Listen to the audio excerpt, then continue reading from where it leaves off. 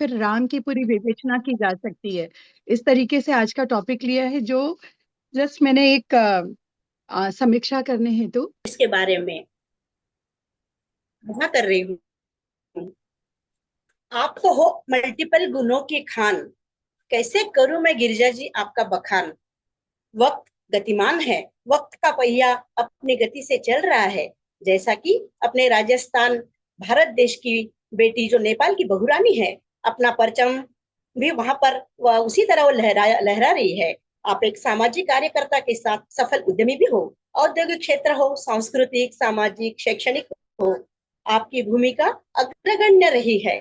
युवा विकास, महिला सशक्तिकरण, गरीबों का उत्थान आप कर रही हो। इस कारण आपको नेपाल के राष्ट्रपति का स्वागत करने का मौका भी मिला है। आपने अपने समाज के हर पद को विभूषित किया है। वर्तमान में आप अखिल भारतीय माहेश्वरी महिला संगठन की राष्ट्रीय उपाध्यक्ष हो। कई संस्थानों की आप मेंटोर भी हो। अनेक संस्थाएं के उच्च पदों को भी आपने बखूबी निभाया है। कौन बनेगी मणिकर्णिका, मैं हूँ स्वयं सिद्धा, यह आपके अखिल भारतीय के सफल प्रयोग रहे हैं। इतना ही नहीं, आप प्रभावशाली मंच संचालन के लिए भी प्रसिद्ध हो। आपका विजन बिल्कुल क्लियर है।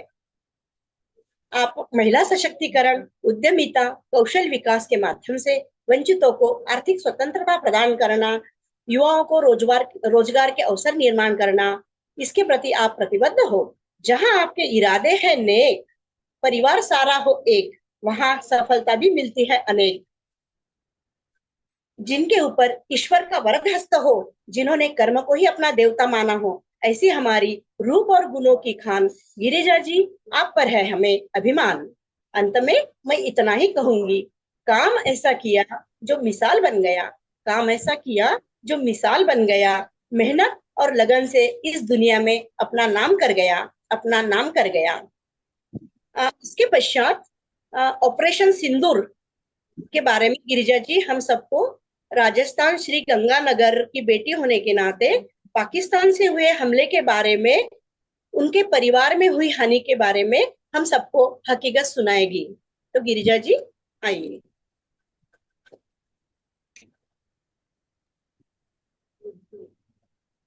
सभी को जय श्री कृष्णा, जय उमा महेश। आज मुझे एंकरिंग के गुण बताने के लिए कहा गया। शायद उसकी वजह यही रही होगी कि पिछली बार जब मैं आप लोगों के साथ थी तो मैं विदर्भ को नागपुर कहती रही। तो उन्होंने शायद ये बताना जरूरी समझा कि एंकरिंग करते वक्त जो गलतियां नहीं करनी चाहिए वही चीजें अतिथि बनकर भी नहीं करनी होती है।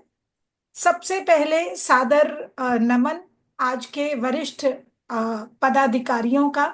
सुषमा जी, नीलिमा जी, उषा जी करवा मुझे दिखाई दिए, और भी बहुत सारे अतिथि लोग जो मुझे नहीं दिखाई दे रहे होंगे या जो पदाधिकारीगण मुझे नहीं दिखाई दिए हैं, उनका नाम नहीं ले पा रही हूं, पर मेरा नमन स्वीकार करें। आप सभी को सादर नमन। और आज मुझे बातों बातों में पता चला कि आज वर्धा की बहनें भी हैं बहुत सारी, और बहुत सारे अलग अलग लोग, जगह से लोग आए हुए हैं। आप सभी को सादर प्रणाम। और नेपाल से, यानी पशुपतिनाथ के देश और माँ जानकी के देश से बहुत सारी ब्लेसिंग्स आप लोगों के लिए भेज रही हूँ, जो मुझसे छोटे हैं उन लोगों को। तो आज का कार्यक्रम मेरे लिए इसलिए भी डिफरेंट है क्योंकि जब मुझे कहा गया कि ओरेटर्स क्लब में आपको समीक्षा करनी है, तो मुझे एक बार ये सोचना था कि ओरेटर्स क्लब, क्या अच्छी कल्पना की है इन्होंने कि इन्होंने बोलने का मौका दिया, और ना सिर्फ दिया, सीरीज में बार बार मौका मिला और बहुत सारे लोगों को मौका मिला। तो ये मौका आप लोगों ने बखूबी ग्रैब किया होगा, ऐसा मेरा मानना है। क्यों? क्योंकि इतने सारे लोगों के बीच में, और स्पेशली वो जब अपने ही घर के हों, तो आपकी एक टेंशन जरूर मिट जाती है कि कोई आपको मेरा वीडियो क्यों बंद कर दिया? मैं अच्छी नहीं दिख रही। को होस्ट ने बंद किया है, इसलिए मैं अपने आप शायद नहीं। अच्छा, हाँ, कि किसी को होस्ट ने आज शायद मैं क्या नीलिमा जी, आप इतना तारीफ कर रहे थे कि अच्छी दिख रही है, और अभी वीडियो बंद कर दिया आपने? ऐसे थोड़ी करना चाहिए। विजय जी, आपने क्या वो भी पहले आप राजस्थान का बताओ सबको, वो सुनना है अच्छा, सब। राजस्थान का मेरा, उन्होंने कहा कि जो हानि हुई, हानि तो कुछ नहीं हुई, बट हाँ, हाँ एक्सपीरियंस जरूर हुआ। तो उससे अभी अभी जो ऑपरेशन सिंदूर के अंतर्गत जो हम लोग जनरली अपने अपने यहाँ पर विजुअलाइज नहीं कर पा रहे थे, टीवी स्क्रीन देख देख के हम लोग सोच रहे थे कि क्या हो रहा होगा, कैसे हो रहा होगा। तो मैं एक बेटी के मन का अंतस आपके सामने शेयर करना चाहूंगी। तो अंतस की भावना ये थी कि मैं यहाँ नेपाल में बैठी हूँ और मुझे मन मन घबराहट हो रही थी कि इंडिया में क्या हो रहा होगा, भारत में सब लोग ठीक होंगे या नहीं होंगे। और जब पता चला कि गोला बारूद गिर रहा है, लोग, और सबसे पहले मुझे ख्याल आया कि गंगानगर जो कि मेरा पीहर है, एकदम पाकिस्तान के बॉर्डर पर है।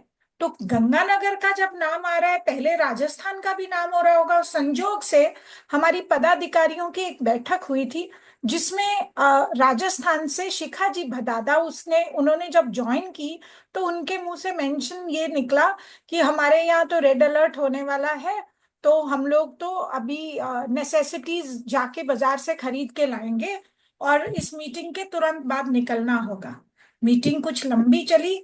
तो मीटिंग के दौरान ही मुझे वीडियो पे दिखाई दे रहा था, जैसे अभी सुषमा जी ने नोटिस किया कि आप क्या नागपुर आए हुए हैं क्या, और माधुरी जी ने तो होटल का नाम भी बता दिया। तो इट वाज, वैसे ही मेरा भी ध्यान उस दिन गया कि वो लिटरली गाड़ी में निकल पड़े थे। तो मुझे मन मन में घबराहट लग रही थी कि यहाँ हम लोग प्रोग्राम्स डिस्कस कर रहे हैं और देश के हालात ऐसे हैं, तो भाई ये क्या चल रहा है। खैर कोई बात नहीं, discussions, it is like life has to go on.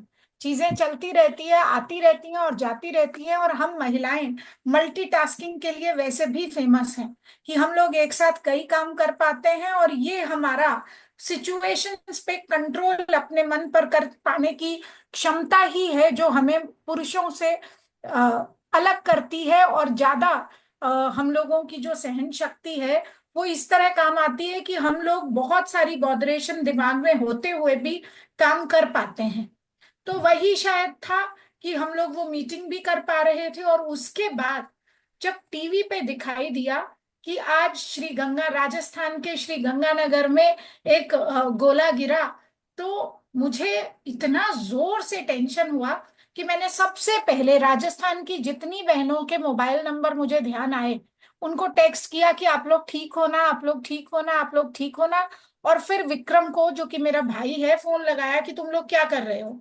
तो उन्होंने बोला कुछ नहीं है, स्ट्रेस मत करो, क्योंकि जो लोग बॉर्डर्स पे रहते हैं ना उनको आदत हो गई होती है। जैसे सिपाही को डर नहीं लगता, जैसे फौजी को डर नहीं लगता, वैसे ही बॉर्डर पे रहने वाले लोगों को भी डर नहीं लगता। वो लोग निश्चिंत बैठे थे कि कुछ नहीं होगा, तुम चिंता नहीं करो, सब ठीक हो जाएगा। मैं उनको बार बार कह रही हूँ कि आप लोग प्लीज नेपाल आ जाओ, अपने बाद में देखेंगे। पर वो मेरी बात नहीं मान रहा था। चलो, मैंने कहा कि अच्छा ठीक है, बात नहीं मान रहे हो तो मैं भाभी को फोन की कि भाभी उसको समझाइए, ये बात नहीं मान रहा है और it is not nice to be there. क्योंकि बच्चे भी आ गए थे। अब जैसे एक भतीजी दिल्ली गुड़गांव में थी और बार बार ये आ रहा था कि दिल्ली को टारगेट करके पाकिस्तान कुछ ना कुछ करेगा। तो आप जो लोग वहां थे, आप इंडिया में, भारत में जो लोग थे, वो कैसा फील कर रहे थे वो तो मेरी सोच से ही परे है। क्योंकि मैं यहाँ दूर बैठे बैठे ये सोच सोच के परेशान थी कि अब कौन सी जगह क्या करेंगे ये लोग, क्या होगा, कैसे होगा, सब स्थिति कैसे संभलेगी। और जब वो नहीं माना तो फिर मुझे टीवी के सामने बैठ के फोटोज खींच खींच के उसको भेजते रहना पड़ा कि तुम झूठ नहीं बोलो मुझे कि गंगानगर में कुछ नहीं हुआ है, देखो यहाँ टीवी में दिखा रहा है कि गोला बारूद गिर रहा है। अरे न्यूज एग्जैजरेट करके बताते हैं, तुम बिल्कुल स्ट्रेस मत करो। अरे भाई कैसे न्यूज एग्जैजरेट करेंगे। और फिर उनको जैसे तैसे समझाया। वो रात को 2 बजे मेरी मम्मी, छोटी भाभी, सभी बच्चों को और कुछ इम्पोर्टेंट डॉक्यूमेंट्स वगैरह लेकर वो लोग जयपुर के लिए रवाना हुए। जयपुर में हम लोगों का एक फ्लैट वहां पे भी है, घर। तो वो लोग वहां के लिए निकले। अगले दिन मैंने गंगानगर में, क्योंकि उस वक्त रात के 12 बज गए थे, 11-12 बज गए थे। अगले दिन सुबह होते ही गंगानगर में जिन जिन को मैं फोन कर सकी की, और पता चल रहा है सभी घरों के बड़े लोग ऑलरेडी शिफ्ट हो चुके हैं। कोई जयपुर चला गया है, कोई दिल्ली चला गया है, कोई कहीं। अब मैं भाई को फोन कर रही हूँ कि भाई ये क्या चल रहा है। उस दिन पापा का दिन था, तो वो लोग पंडित जी मारे। अब आप हाँ, यहाँ पे ऊपर से जेट प्लेन्स उड़ रहे हैं और वो लोगों के यहाँ पंडित जिम रहे हैं। मैंने कहा ये क्या चल रहा है यार तुम लोगों के। तो वो बोलता है कि देखो ऐसा है कि जो पंडित जी लोग आ चुके हैं वो तो आ चुके हैं, लंगर लगनी थी वो हमें कैंसिल करनी पड़ी, और जो जहां है वहां रहो, सरकार ने ऐसा आदेश किया है। तो एक भाई फैक्ट्री में था और एक भाई घर में पंडित जी मारा था। फैक्ट्री वाले भाई को फोन किया, भाई तू वहां क्या कर रहा है, घर जाओ। तो वो बोलता है कि तुम कह रही हो घर जाओ और सरकार बोल रही है जहां हो वहां रहो, तो भाई तुम डिसाइड करो क्या करना है। इतना सारा स्ट्रेस कि मैं उस दिन में कम से कम 15 बार फोन की हूँ। आप सोच रहे होंगे कि ये क्या स्टोरी टेलिंग हो रही है, but it was so weird कि जैसे हम लोग एडवेंचर स्पोर्ट्स में पैरासेलिंग, पैराग्लाइडिंग ग्लाइडिंग करने जाते हैं ना, तो एड्रेनलिन जो ऊपर और नीचे हो रहा होता है, वो मेरा घर में बैठे बैठे पैराग्लाइडिंग पैरासेलिंग चल रहा था। और मुझे जितना स्ट्रेस हो रहा था, भाभी को फोन किया, भाभी कहती है दीदी एक बार फोन रखूं। मैंने कहा क्यों, क्या हुआ, सायरन बजा है अभी अभी और ऊपर से ड्रोन निकल रहा है, ब्लैकआउट किया है। अरे भाई तुमको डर नहीं लग रहा है? भाभी कहती है दीदी देखो ना कितना मजा आ रहा है कि हमने नोटबंदी भी इसी जीवन में देख ली, इसी जीवन में हमने ये कोरोना देख लिया और अब ये सिविल वॉर भी देख रहे हैं। मैंने कहा तुमको डर नहीं लग रहा है? यहाँ मेरा डर के मारे होश फाख्ता है और आप लोगों को मजाक सूझ रहा है। अच्छा अभी रखना पड़ेगा फोन, कोई उपाय नहीं। भाई साहब कभी जेट जा रहा है, कभी कुछ जा रहा है। अगले दिन पता पड़ता है सिरसा में मिसाइल गिरी। अब इतना जोर का धमाका हुआ कि सब लोग सोते जाग गए। क्यों? क्योंकि वो मिसाइल जा रही थी दिल्ली और हमारे भारत के लोगों ने उसको मार गिराया और वो गिर गई सिरसा में। अब सिरसा में मेरे जो रिलेटिव्स, अब मुझे स्ट्रेस अब कि क्या चल क्या रहा है, ये रोज कुछ हो रहा है। बट आपको पूरा इसका जिस्ट ये है कि बेटियां कहीं भी रहे, चाहे भारत में हो चाहे विदेश में, पीहर बेटियों का नहीं छूटता है। और चाहे बेटी 5 साल की हो, चाहे 50 साल की, या 500 साल अगर जीवन मिल जाए, तो उसकी पीहर पीहर ही होता है।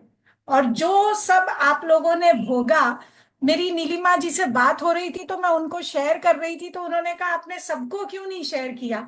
तो मैंने कहा फॉर्मल प्रोग्राम में मैं क्या ये शेयर करती, पर आज आपके आग्रह से मैंने ये आपके साथ शेयर किया। आप लोगों को हो सकता है अजीब लग रहा हो, बट मेरा आप सबसे सिर्फ एक ही कहना है कि बेटियां इतना आप लोगों को पीहर वालों को इतना प्यार करती हैं, तो जिस जिसके घर में बेटी है वो इस चीज का जरूर जरूर ध्यान रखें कि बेटियों को जितना लाड कर सकें, जितना दुलार कर सकें, जित सब कम होता है। अपनी अपनी बेटियों को, जो दूसरे की घर की बहुएं भी हैं, और जो बहुएं दूसरे के घर की बेटियां भी आपके यहाँ आई हुई है, उनको जितना स्नेह दे सकें दें।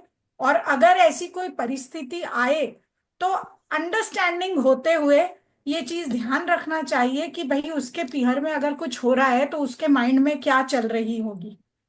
तो ये एक छोटा सा अनुभव था मेरा, और मुझे ये बताते हुए बिल्कुल जरा भी बुरा नहीं लग रहा है कि इतना बड़ा संगठन जिसके साथ हम जुड़े हैं, रिश्ता चाहे कोई ना हो, चाहे नीलिमा जी के साथ, चाहे माधुरी जी के साथ, चाहे सुषमा जी, शीतल जी, मंगल जी, ललिता जी, मुझे जो भी स्क्रीन पे दिख रहे हैं, रिश्ता शायद कुछ भी नहीं हो, बट लेकिन जो मन के रिश्ते जुड़े हैं आप लोगों को, वहां जरा सी तकलीफ होती है तो हमें यहाँ पर दर्द महसूस होता है।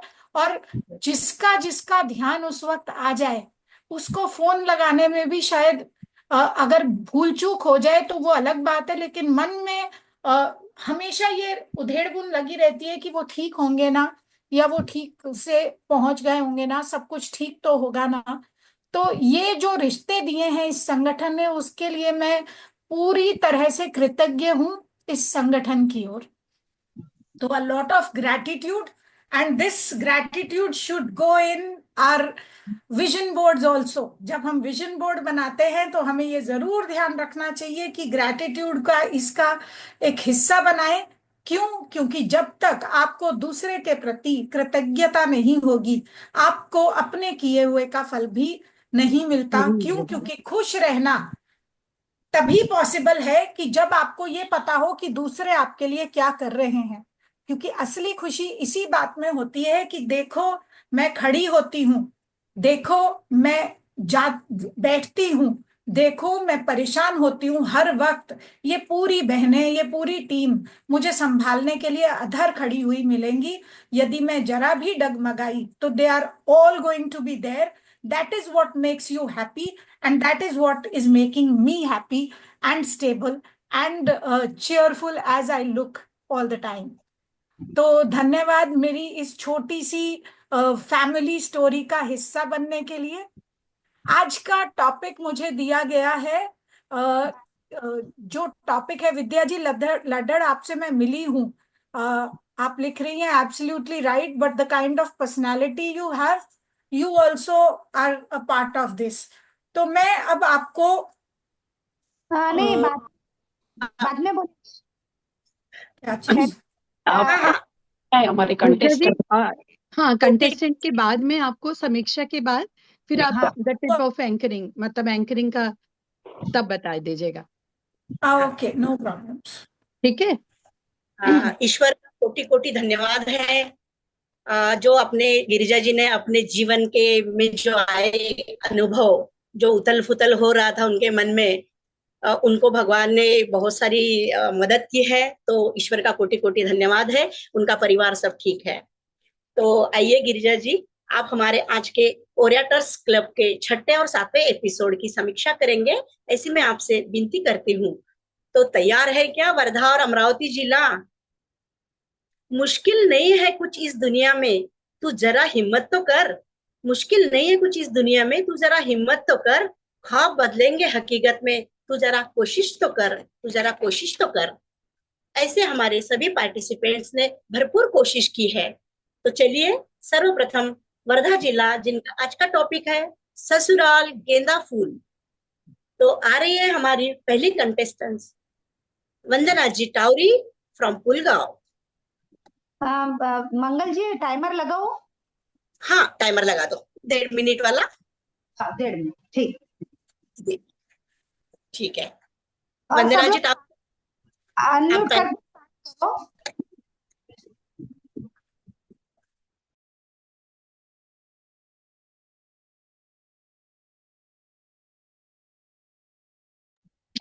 मंगल जी, वीडियो करे, वीडियो शुरू करे वंदना जी टावर। वंदना जी टावरी, वीडियो ऑडियो दोनों भी शुरू करें। सेकंड नाम ले लो नहीं तो। और वर्धा जिला उनको फोन करे, सेकंड नाम लो मंगल जी। पूनम जी राठी, हाँ हाँ, Poonam ji Rathi from RV.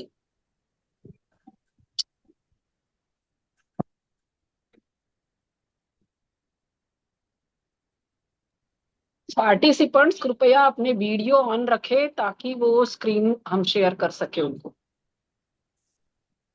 Sorry aunty जी। पूनम राठी नहीं है, पूनम गांधी है, ऐसा बोला था मंगल जी। वंदना जी ने अपना वीडियो ऑन किया है। पूनम जी राठी बोला दीदी। वंदना जी पहला नाम आ गया ना, वो वंदना स्क्रीन जी, आ गया। हाँ शुरू करो वंदना जी।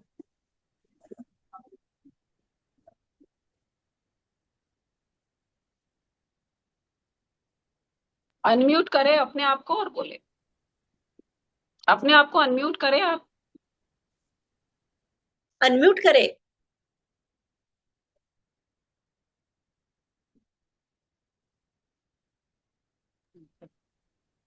मैं बोलूं वंदना टावरी। यस। बोलिए। जय उमा महेश। खूबसूरत से एक पल का किस्सा बन जाता है, जाने कब कौन जिंदगी का हिस्सा बन जाता है। जुड़ जाते हैं कुछ खास लोग जिंदगी में ऐसे, जिनसे कभी ना बिछड़ने वाला रिश्ता बन जाता है।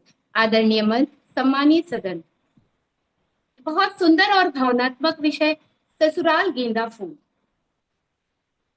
क्या यह वह केवल एक गीत है? नहीं, यह हमारे समाज और पारिवारिक संरचना का प्रतीक है।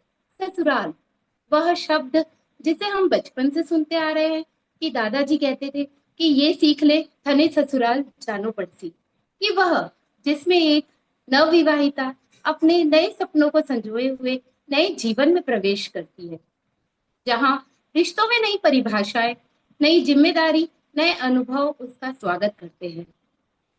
जिस प्रकार गेंदे का फूल धीरे धीरे खिलता है, उसी प्रकार ससुराल के रीति रिवाजों में हम ऐसे ढल जाते हैं जैसे मायका तो कहीं पीछे ही छूट जाता है और ससुराल ही अब हमारा घर बन जाता है। गेंदे का फूल साल भर खिलता है और हमेशा गुच्छों में नजर आता है। इसी प्रकार ससुराल गेंदे फूल में गेंदे का मतलब है कि हम भी मजबूती से जुड़े रहे और हमेशा खिले रहे। जिस प्रकार फूलों में पानी के छिड़काव की आवश्यकता होती है, उसी प्रकार रिश्तों में भी प्रेम और स्नेह के छिड़काव की आवश्यकता होती है। गेंदे के फूलों के रंगों की तरह जीवन में भी कई रंग होते हैं। सास ससुर का स्नेह, देवर ननंद का अपनापन और पति का साथ। अपनापन और मतभेद सभी रिश्तों में नजर आते हैं, लेकिन वंदना, प्रेम और विश्वास से इस मतभेद को दूर किया जा सकता है। अंत में ससुराल को गेंदे के फूल की तरह ही अपनाना चाहिए, विविध रंग और सुगंध के साथ। धन्यवाद। जय श्री कृष्णा। बहुत बढ़िया वंदना जी। धन्यवाद। अब बारी है पूनम जी राठी फ्रॉम आरबी।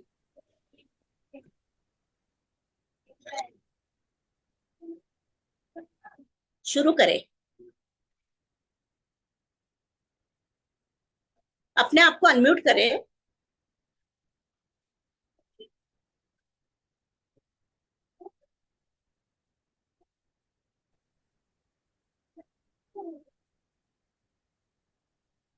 पूनम गांधी, आप अनम्यूट करो खुद को। हाँ, पूनम गांधी है दीदी। मैं पूनम गांधी हूँ पुलगांव से। अच्छा, ओके, पूनम जी गांधी। नहीं, आपने पूनम राठी बोला ना? आरबी से? ये बोला था आरबी से। नहीं, मैं पूनम गांधी हूँ पुलगांव से। हाँ, आप जुड़ गई हो। आप हाँ। बोल लीजिए। ठीक है, आप बोल लीजिए। बोलना है। हेलो।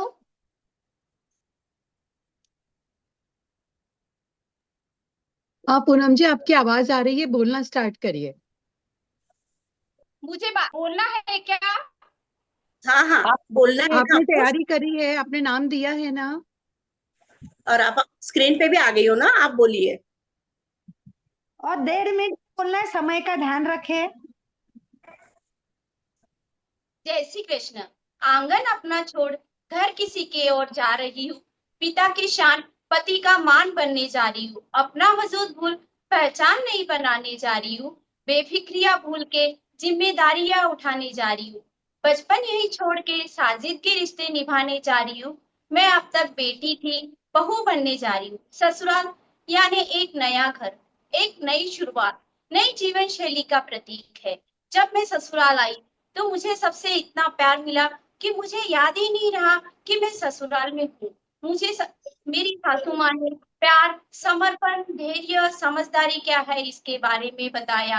मेरी दादी सास ने भी मुझे इतना प्यार दिया, हर नया काम करने में हिम्मत दी, मुझे जिम्मेदार बहू बनने में मेरी मदद की। मुझे जीवन साथी ने भी मुझ में क्या गुण है यहाँ अवगत कराया। तब मुझे पता चला कि मैं एक मिट्टी का गीला घड़ा थी, जिसको मेरे माता पिता ने रस तो दिया था, लेकिन उसे परिपक्व और मजबूत बनाया मेरे इस ससुराल ने। गेंदा फूल में भी बहुत सारी पंखुड़ियां होती है। गेंदा फूल अपने पंखुड़ियों को कभी बिखरने नहीं देता। मुझे भी शिक्षा मिली कि मैं अपने परिवार को कभी बिखरने नहीं दूं, सबको साथ लेकर चलूं। और तब मुझे पता चला कि मैं इस परिवार का एक ऐसा अहम हिस्सा बन गई हूँ कि कब मैं एक लाडली बेटी से प्यारी बहू बन गई हूँ, कब मैं कली से गेंदा फूल बन गई हूँ। जय श्री कृष्ण। बहुत बढ़िया पूनम जी। अब आ रही है हमारे बीच सुनीता जी दम्मानी फ्रॉम हिंगन घाट।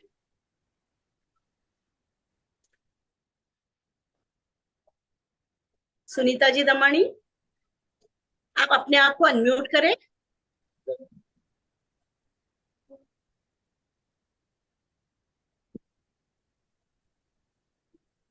वीडियो शुरू करें आप अपना। हाँ, वीडियो चालू है भाभी, उनका उनका अनम्यूट अनम्यूट करो ना सुनीता जी। ऑडियो ऑडियो बंद है उनका।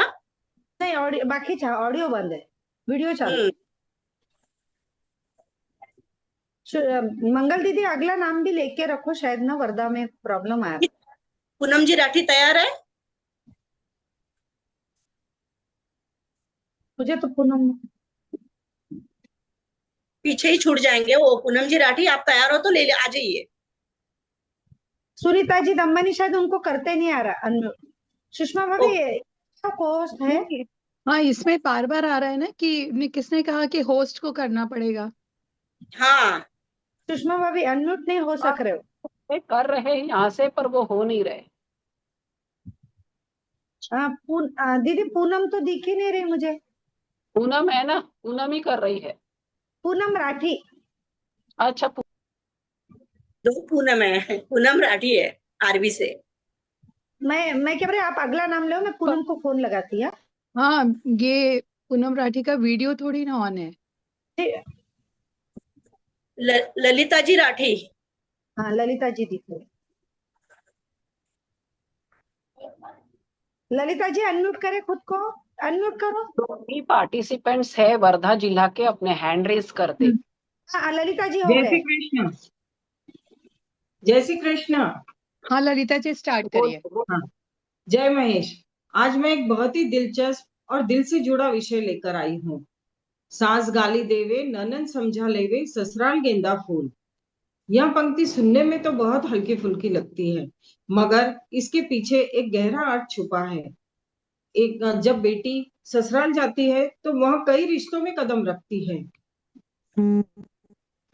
हाँ, कुछ रिश्ते सख्त जरूर होते हैं, जैसे सास की डांट। मैं भी जब नई नई ससुराल गई थी और खाना बनाने किचन में जाती थी तो बहुत डर लगता था। सही बनेगा या नहीं यही सोचती थी, तो सास की ऊंची आवाज आती थी कि जैसा भी बनेगा बना लो, आज बिगड़ेगा कल सुधर जाएगा। कोई भी अपने माँ के पेट से सीख कर नहीं आता है, और मेरा हौसला बढ़ जाता था। जीवन की यही तो खूबसूरती है, कभी सख्ती कभी नरमी, या इसी में रिश्तों की मिठास छुपी होती है। सास की डांट भी जहाँ अनुभव की भाषा सिखाती है, और ननद का समझाना उस घर में आपके स्वागत की पहचान बन जाती है। ससुराल गेंदा फूल का मतलब भी यही है।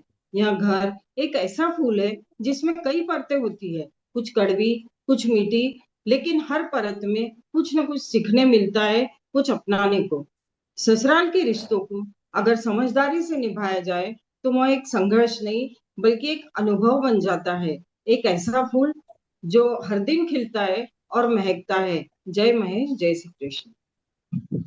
मंगल भाभी पूनम राठी नहीं धनश्री राठी बोलेंगी वर्धा से जो है। धनश्री राठी खुद को अनम्यूट करे। धनश्री राठी तो है दीदी, पर पूनम राठी आरबी से है। नहीं है, मेरी बात होगी पूनम हाँ, से। बहुत सही कहा ललित। जय श्री अब कृष्ण। आए। जय श्री कृष्ण। कौन है? जय उमा महेश। उम्र की दहलीज बातें होती, सपनों सपनों सस्ते, कानों में गुजती शहनाई। सपनों में सजाया था एक महल, जहाँ राजकुमार रहता है, जहाँ राजकुमारीपन मैं उस घर में चाहूंगी। लेकिन कुछ रियलिटी कुछ अलग ही होती है। लेकिन कुछ ऐसा भी होता था, मम्मी बोल जाती थी कि ससुराल जाएगी तो पता चलेगा। लेकिन ससुराल आके मम्मी जैसी सासू माँ मिली जिसने समाज में अपना अस्तित्व बनाना सिखाया। पापा जैसे ससुर मिले जिन्होंने खुद को खुद के लिए लड़ना सिखाया। देवर जैसा भाई मिला जिसने छोटे भाई का और दोस्त का किरदार निभाया। मायका और ससुराल का थोड़ा फर्क तो समझ में आया, पर एक लापरवाह सी लड़की ससुराल आते ही कैसे जिम्मेदार बन गई। बदलाव तो जीवन में आने लगे, कुछ खट्टी मीठी यादें भी बनने लगी, पर पति का प्यार और उनका साथ और बच्चों के मुंह से आती माँ शब्द की आवाज में मैं जिंदगी जीने लगी। मैं घर की चार दीवारों में न रह जाऊं करके पति ने घर से वर्किंग वुमेन बना दिया। बस कुछ एडजस्टमेंट होते ही ससुराल गेंदा फूल कहा जाता है, पर वही गेंदा फूल है जो दिवाली जैसे बड़े त्योहारों को घर सजाता है। कुछ खट्टी यादें भी बनने लगी। मुझे मेरा ससुराल बहुत पसंद है और मैं अच्छी बेटी संग अच्छी माँ अच्छी बहू भी बन गई हूँ। पर चाहूंगी बहनों आपसे कहना चाहूंगी बहनों आपसे, कभी माँ बन बेटी को पराया ना कहना, 7 फेरों के बाद उसे कभी हैरान ना करना। जिस दहलीज को वो अपना मानती है सदियों से, वो भी उसे पराई कह दे, और वो जिस दहलीज में जाए वहां पे भी वो पराई कहलाए। जिम्मेदारी दी बिटिया को 2 परिवार संभालने की, तो लो जिम्मेदारी 2 परिवार मिल बिटिया के कोमल मन को संभालने की। जिम्मेदारी लो, रिश्तों के फूलों को माला में आप पिरो। जय श्री कृष्ण, जय उमा में। बहुत बढ़िया धनश्री जी। अब हमारे बीच आ रही है सुनीता जी माहेश्वरी वर्धा से।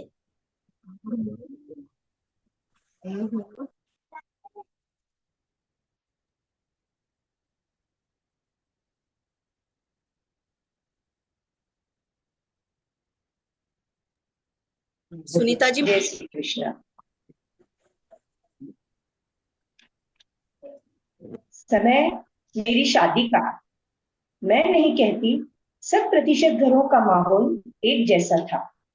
हाँ, इतना जरूर कहूंगी 80% परिवार सीमित सोच वाले थे और 20% स्वतंत्र विचारों वाले थे।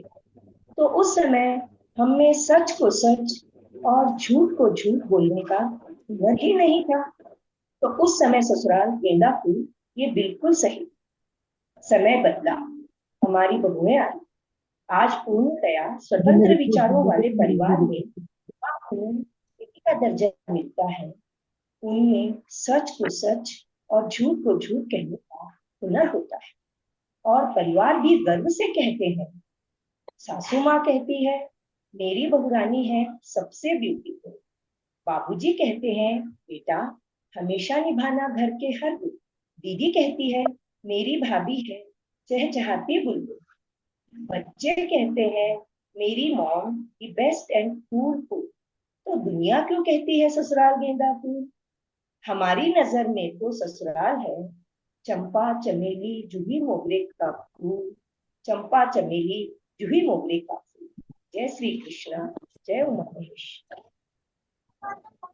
बहुत बढ़िया, बहुत अच्छे विचार आपके। अब हमारे बीच आ रही है सुनीता जी दमानी हिंगन घाट। जय उमा महेश।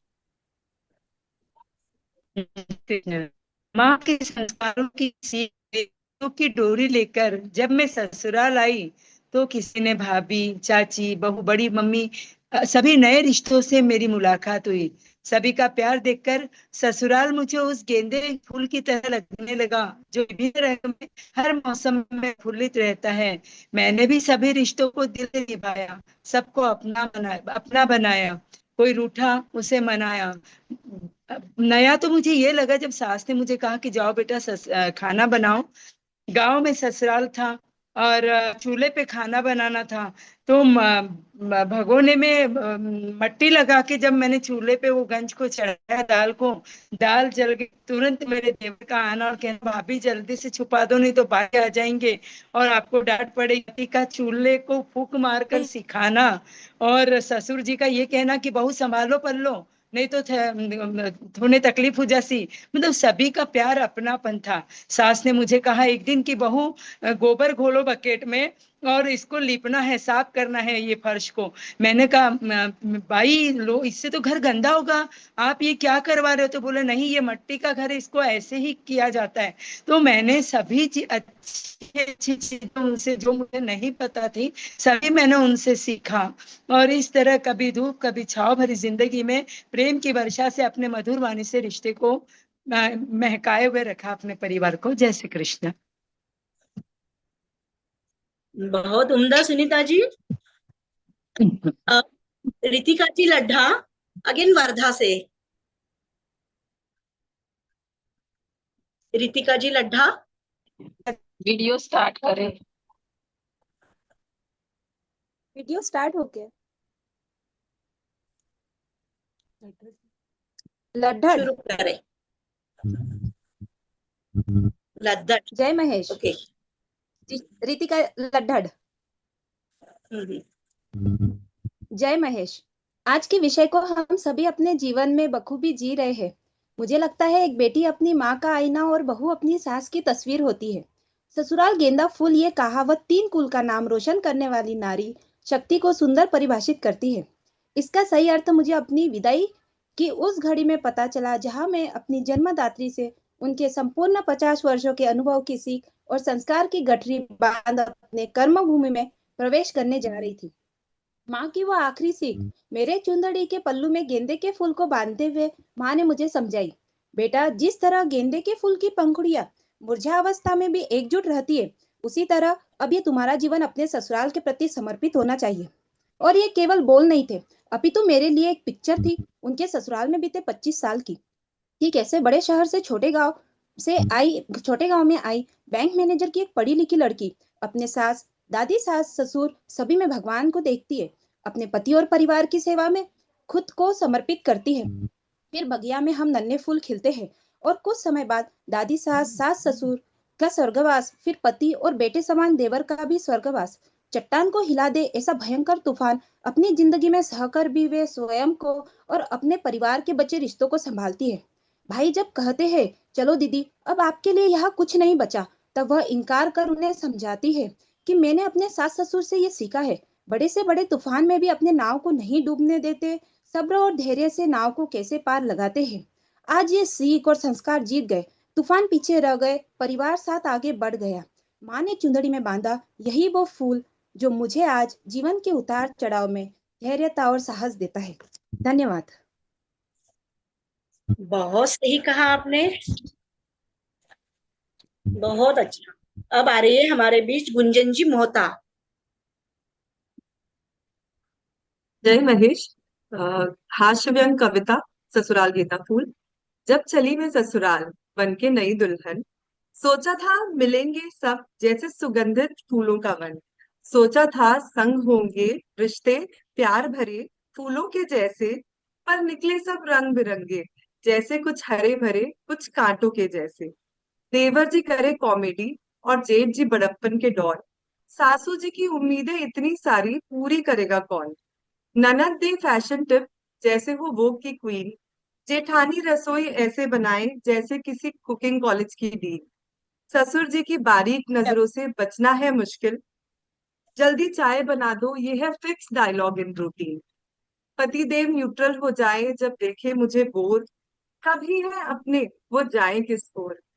फिर मैंने मन को समझाया ये ससुराल है गेंदा फूल, कहीं खुशबू कहीं एलर्जी, कहीं हॉट कहीं कूल। यहाँ हर नाम में एक चिंता छुपी होती है, यहाँ हर जिम्मेदारी में एक सम्मान जुड़ा होता है। तो बहू बनो पर बेटी भी रहो, खुद की पहचान कभी मत खो। ससुराल एक नया घर है, अपनाने का एक अवसर है। गेंदा फूल भी है तो क्या डर है, क्योंकि गेंदा फूल भी सजावट के काम आता है, जरूरत पड़ने पर औषधि के भी काम आता है। तो बहनों यहाँ खुशबू ढूंढो कांटे नहीं, क्योंकि ससुराल है गेंदा फूल, ससुराल है गेंदा फूल। क्या बात है गुंजन जी, बहुत बढ़िया। अब पूनम जी राठी है last contestant. Reena Jawandiya from Wardha. Poonam को हुआ था भाभी।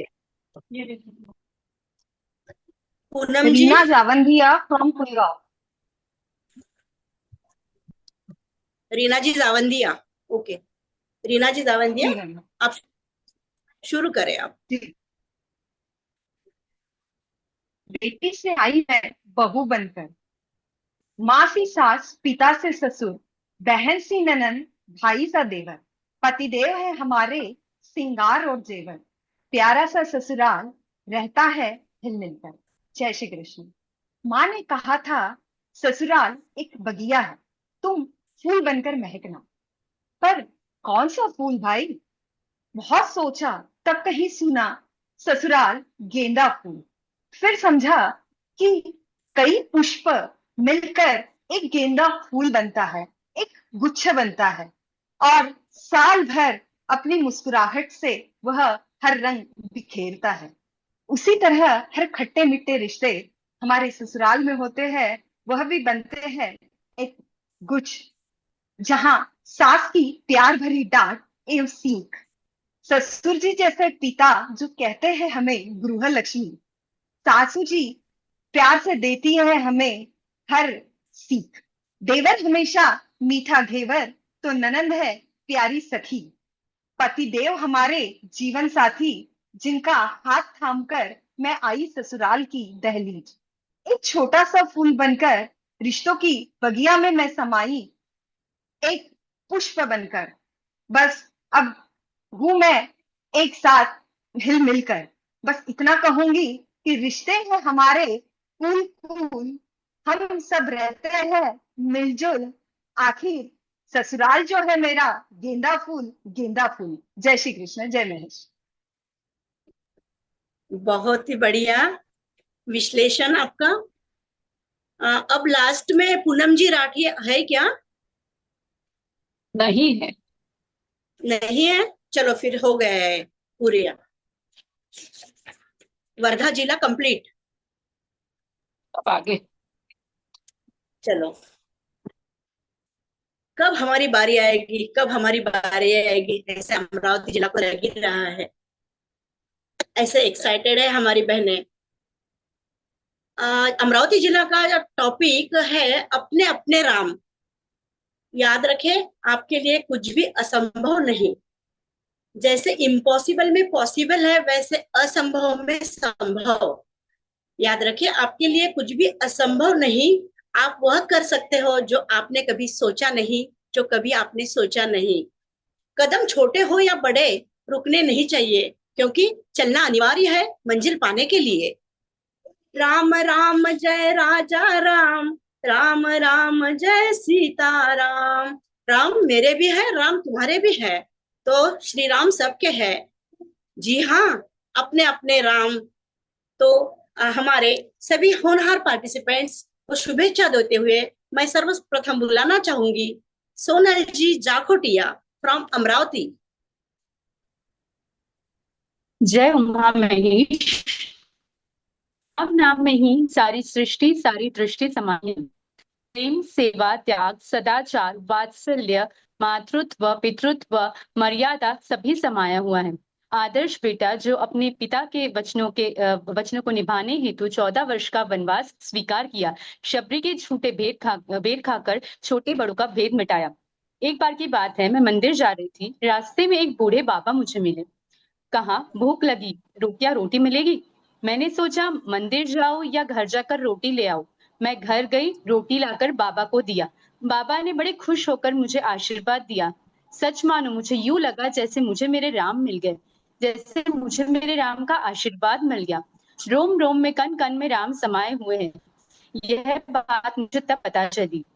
भूखे को भोजन कराना, प्यासे को पानी पिलाना, पशुओं को चारा खिलाना, पक्षी को दाना देना, जरूरतमंद की सहायता करने से हमें अपने राम अवश्य मिलेंगे। निस्वार्थ भाव और निस्वार्थ प्रेम से अगर हम मन से सेवा करेंगे तो हमें अपने राम जरूर मिलेंगे।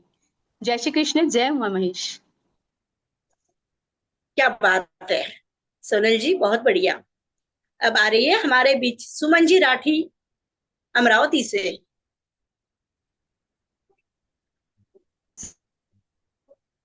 आदरणीय मंच तथा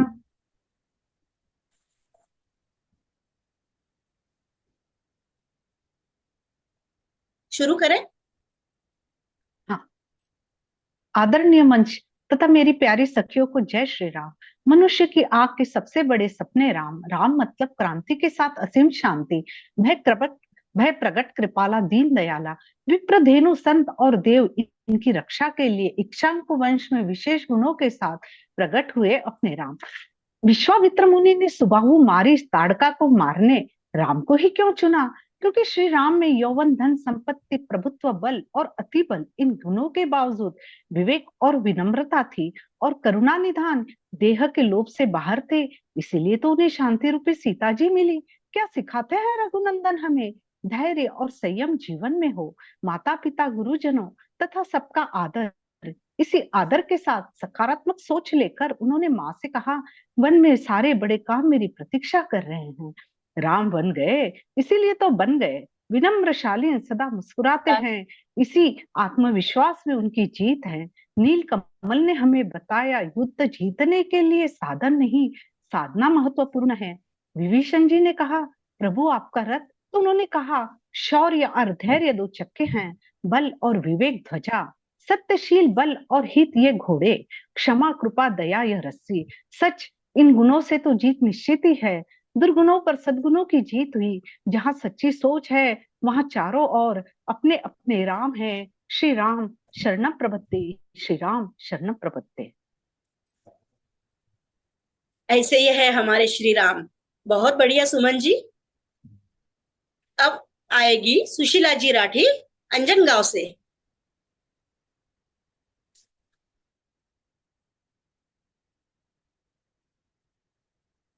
कृष्णो भाभी को होस्ट नहीं है वो, तुम सुनीता सुशीला जी। सुशीला जी राठी हिंदी में लिखा है उन्होंने, ओनली सुशीला जी राठी।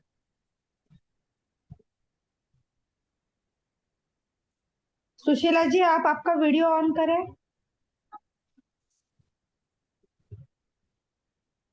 हो गए को होस्ट। हाँ आप सुशीला। हाँ जी, मैं सुशीला राठी अंजनगांव से। सबसे पहले सभी को मेरा जय श्री कृष्ण एवं सादर नमन। आज का विषय मिला है मुझे, अपने अपने राम पर बोलना है। बहुत ही अच्छा विषय है, जिसने भी चुना है उसके लिए सबसे पहले धन्यवाद हूँ, सबकी आभारी हूँ। सबसे पहले ये बताना चाहूंगी, राम शब्द का अर्थ कितना मधुर है। रा, right, a action, M management. अब इतने मधुर शब्द के लिए आगे और क्या बोलना। इतने बड़े सागर को गागर में कैसे भरना, ये राम जी की कृपा मिली है। हम साधारण से लोगों को स्नेह प्राप्त हुआ है बोलने के लिए। राम जी भगवान विष्णु के 7वें अवतार माने गए हैं, जो सब एवं खास है। श्री राम हमारे इतिहास में गिने जाते हैं। पुराणों में उन्हें श्रेष्ठ राजा कहा जाता है। भगवान राम को मर्यादा पुरुषोत्तम इसलिए कहा जाता है क्योंकि उन्होंने अपने जीवन में मर्यादा, सत्य, धर्म और सदाचार का हमेशा पालन किया। किसी भी विपरीत स्थिति में उन्होंने उल्लंघन नहीं किया। भगवान राम के चरित्र से हमें सहनशीलता, धैर्य, दयालुता, नेतृत्व क्षमता, मित्रता और परिवार में समर्पण की महत्वपूर्ण सीखें मिलती है। भगवान राम का जीवन सिखाता है हमें अपने लक्ष्यों को कभी नहीं छोड़ना चाहिए। जब किसी भी परिवार में हम एकता देखते हैं तो उदाहरण प्रस्तुत करते हैं कि क्या बात है, राम राज्य चल रहा है। जय श्री कृष्ण सभी को मेरा। चलो, हर घर में ऐसा ही हो राम राज्य। बहुत बढ़िया सुशीला जी। अब बारी है सुषमा जी सारडा, अगेन अंजनगांव से। जय श्री कृष्ण।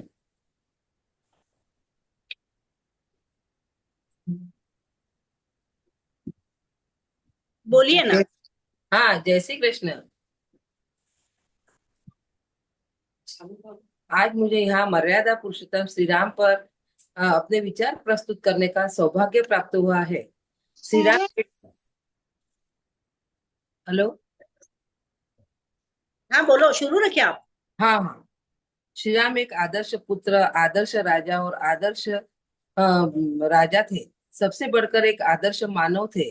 वे रघुकुल के दीपक, अयोध्या के राजा और राजकुमार और भगवान विष्णु के 7वें अवतार थे। राम की महानता सिर्फ उनके ईश्वर तत्व में नहीं बल्कि उनके मानव रूप में रहते हुए भी धर्म और मर्यादा का पालन करने में है। जब उन्हें वनवास हुआ तो उन्होंने बिना किसी विरोध का वनवास पिता का आज्ञा का पालन किया। अपने सीता माता का हरण हुआ तो उन्होंने पूरी सारी धरती ढूंढ डाली पर कोई अधर्म का साथ नहीं लिया। उन्होंने रावण से युद्ध किया परंतु युद्ध से पहले उन्होंने शांति वार्ता का प्रस्ताव उनके लिए भेजा। राम केवल वीर नहीं बल्कि न्यायाधीश और करुणामय भी थे। राम केवल वीर ही नहीं बल्कि न्यायाधीश और करुणामय थे। रामायण केवल एक कथा नहीं बल्कि एक जीवन जीने की कला है।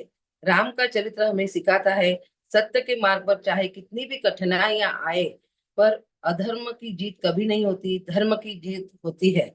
आज के युग में जब रिश्ते कमजोर हो रहे हैं, जब स्वार्थ सर्वतोपरि हो गया है, राम का आदर्श और भी अधिक प्रासंगिक हो गया है। हमें उनसे सीखना चाहिए एक अच्छे बेटे, भाई, पति की राजा कैसे बना जाए। अंततः मैं यही कहूंगी, राम हमारे जीवन के प्रेरणा स्रोत है।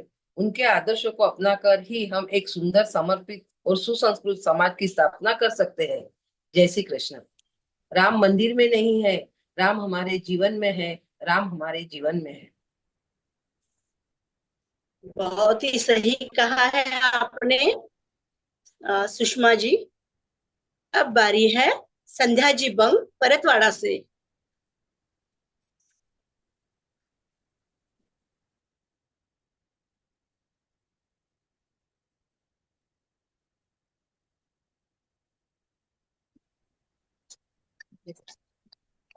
शुरू करें।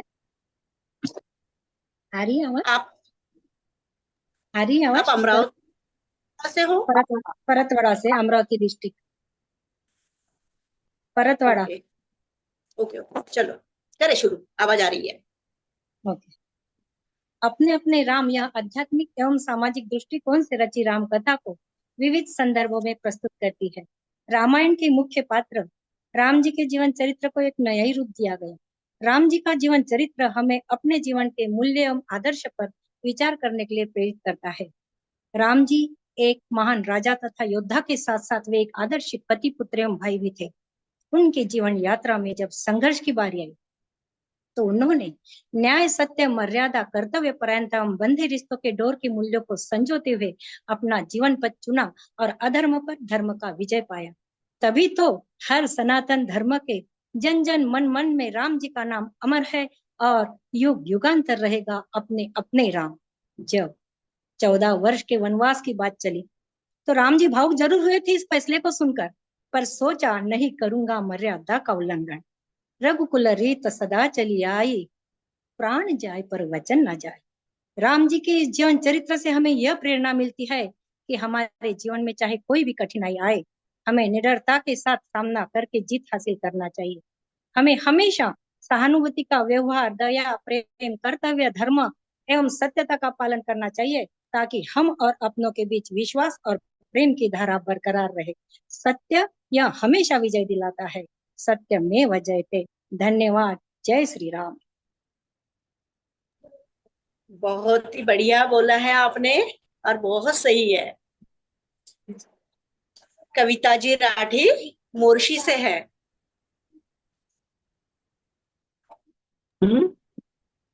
कविता जी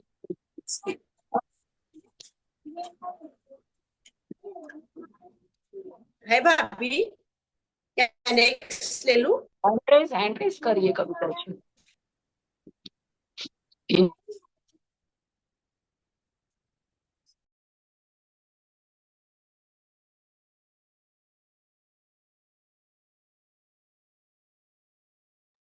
नहीं है वो? नहीं है। अगला चलो पाठ आगे ले।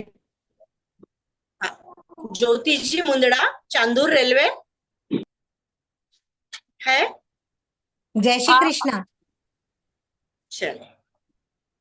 सुख के सब साथी, दुख में न कोई, मेरे राम तेरा नाम एक साचा, दूजा न कोई। राम मनहर है और मनस्वी भी, राम राजा है और तपस्वी भी, राम गृहस्थ है और संत भी, राम आरंभ है और अंत भी। मेरे राम। कोई साथी संकट में हो तो वो बाली बन आए, कोई सबरी झूठे बेर खिलाए, जटायु जब पुकारे तो बेटा बन के आए, कोई आए शरण तो उसे लंकेश बनाए, वो जिसके नाम का पत्थर समंदर पार कर जाए, जिसके दम से तीनों लोक में संध्या सवेरा है, वही एक राम मेरे हैं, वही एक राम तेरे हैं। बिनु सत्संग विवेक न होई, राम कृपा बिन सुलभ न सोई। जय उमा महेश। बहुत बढ़िया, बहुत ही सुंदर आपने विश्लेषण किया है राम जी के बारे में। चलो अब आ रही है यशस्वी चांडक परतवाड़ा से। यशस्वी चांडक। राम नाम के हीरे मोती मैं बिखराऊं गली गली, राम नाम के हीरे मोती मैं बिखराऊं गली गली, प्रेमी राम के ले लो कोई टेर लगाऊं गली गली। सही तो है सखियों, आज हम सब यहाँ पर राम नाम के अपने अपने राम आध्यात्मिक विचारों के हीरे और मोती बिखेरने और बटोरने ही तो आए हैं। अपने अपने राम आध्यात्मिक विचार विभिन्न दृष्टिकोणों से राम के प्रति व्यक्तिगत समझ और भक्ति को दर्शाते हैं। यह विचार अपने अनुभव और श्रद्धा पर आधारित है। प्रत्येक व्यक्ति राम को अपनी समझ और अनुभव के अनुसार देखता है। कुछ उन्हें आदर्श पुरुष के रूप में तो कुछ प्रेम और दया के प्रतीक के रूप में देखते हैं। राम जी का जीवन संघर्ष, कर्तव्य और प्रेम से भरा है। वे हमें सिखाते हैं कि कैसे कठिन परिस्थितियों में भी संयमित और मर्यादित रहना है, जो हमें आध्यात्मिक बनने को प्रेरित करता है। अपने अपने राम सबके अलग अलग होते हैं। भाव, भक्ति, सेवा, धर्म का पालन, संयम, न्याय, इन सभी रूपों में हम अपने अपने राम नित्य ही पाते हैं। अंत में यही कहना चाहूंगी, चाहे न जाओ कोई तीरथ, चाहे न जाओ कोई धाम, देखो अपने भीतर देखो, सबको मिलेंगे अपने अपने राम, सबको मिलेंगे अपने अपने राम, सबको मिलेंगे अपने अपने राम। जय श्री राम। जय श्री राम। बहुत बढ़िया। अब आ रही है हमारे बीच रोशनी जी मुंदड़ा, धामनगांव। जय श्री कृष्णा, जय महेश। राम नाम की मिश्री जब से हमने होठों से लगाई है, अपनों की हम क्या बात करें, गैरों ने भी हमसे प्रीत निभाई है। राम नाम से चलता संसार का सारा काम है, और प्रभु श्री राम जी के ही चरणों में चारों धाम है। ऐसे हमारे आराध्य प्रभु श्री राम जी को वंदन करती हूँ। प्रभु श्री राम जी का वैसे तो चरित्र हर रूप में हम लोगों को सभी को अपनाने योग्य है, पर सबसे ज्यादा जो रूप मुझे उनका भाया है वह है मित्रता का। प्रभु श्री राम जी ने मित्रता ऐसी निभाई, सभी कहते हैं मर्यादा पुरुषोत्तम श्री राम। प्रभु श्री राम जी की जो मित्रता निभाई है, जैसे रघुवंशियों को सबसे ज्यादा प्रिय होता है उनका गौरव और उनका धर्म, जो प्राणों से भी अधिक प्यारा होता है, परंतु मित्रता निभाने के लिए प्रभु श्री राम जी ने सुग्रीव से कहा था कि मित्रता निभाने के लिए मुझे अगर पाप कर्म करके नरक भी भोगना पड़े तो मैं तैयार हूं।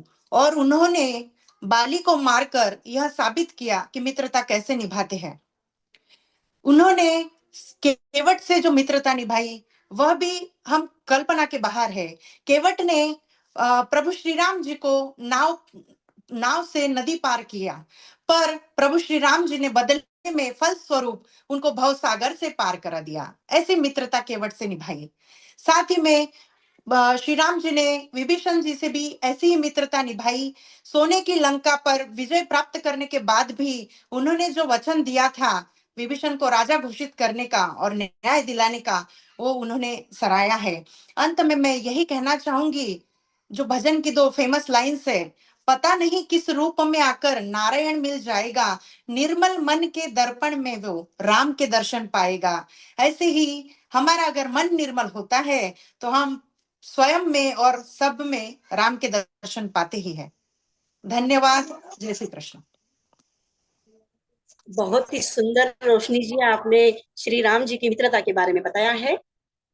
अब आ रहे हैं सारिका जी पनपलिया, फ्रॉम धामनगांव।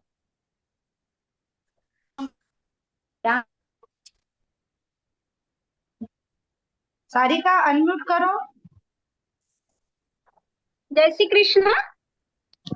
जीवन के हर क्षण में राम, पृथ्वी के हर कण में राम, उपस्थित महानुभाव के तन में है राम। उसी राम के चरणों में मेरा शत शत प्रणाम। मेरे ख्यालों के राम ऐसे है, आज्ञाकारी बालक थे राम, जनता के बड़े प्यारे थे राम, माता पिता के आंखों के तारे थे राम।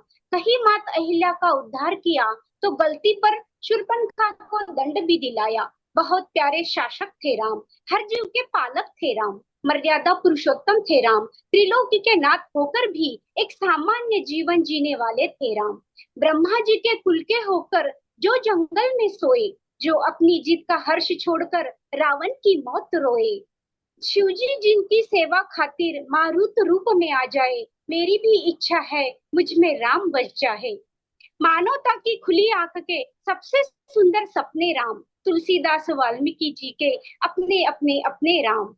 जिस जीवन में राम नहीं वह जीवन किसी के काम नहीं, प्राप्त और पर्याप्त के बीच का संघर्षमय जीवन है राम। मेरे मन में राम, तन में राम, रोम रोम में बसे है राम। जय श्री राम, जय श्री राम, जय उमा महेश। जय श्री राम। सारिका जी, आपने भी बहुत सुंदर राम जी के बारे में बताया है। इसी तरह आज हमारे ओरेकस क्लब के सभी पार्टिसिपेंट्स के वक्तव्य पूरे हुए।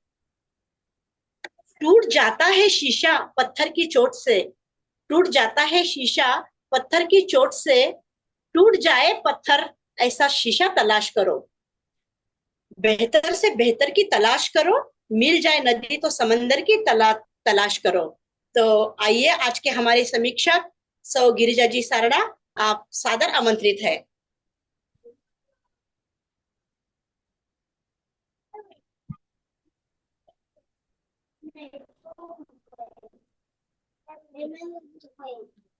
सभी को फिर से एक बार मेरा सादर जय उमा महेश। इतनी सुंदर प्रेजेंटेशन के मुझे अब ये भी समझना मुश्किल है कि मुझे एक्चुअली करना क्या है। जो सबने बोला उसकी समीक्षा करनी है कि क्या करना है? आप पहले मुझे मेरा काम बताइए। आपको समीक्षा ही करनी समीक्षा मतलब कोई रिजल्ट तो डिक्लेयर नहीं करना है ना किसी का? समीक्षा। हाँ, तो वही मुझे स्ट्रेस। ये आप अकेले सुषमा जी चाय पियेंगे और हम लोग देखेंगे, ऐसा थोड़ी होता है। होती है। चलिए, बहुत चाय बनाकर लेकर आती है तो पीना ही पड़ता है। मैंने ठीक है, तो आप चाय पीजिए और हम अपना काम करें। ठीक है, तो जब समीक्षा करने के लिए कहा गया है तो मुझे एक चीज रियलाइज हुई कि जब हमारा जो पहला टॉपिक था ससुराल गेंदा फूल, तो अक्सर ये सुनने में बड़ी हल्की फुल्की सी बात लगती है, मुस्कुराहट वाली एक कहावत लगती है, एक छोटी सी पोएम लगती है, पर it is all about perspective. हर आदमी का एक पर्सपेक्टिव होता है किसी चीज के बारे में। यदि गेंदे के फूल के बारे में मेरा पर्सपेक्टिव सुने तो गेंदा ही एक ऐसा फूल है जो मुरझाने के बाद भी खराब नहीं दिखता और जुड़ा हुआ ही रहता है, बिखर के वो नहीं हो जाता, बिकॉज बहुत टाइटली बॉन्डेड होती है। मेरी आवाज नहीं आ रही है रचना जी? देखिए आपके इंटरनेट में शायद कुछ इशू होगा जी। तो गेंदा का फूल एक ऐसा फूल है कि जो कभी तो पूजा की थाली में होता है और कभी बाहर की नाली में होता है।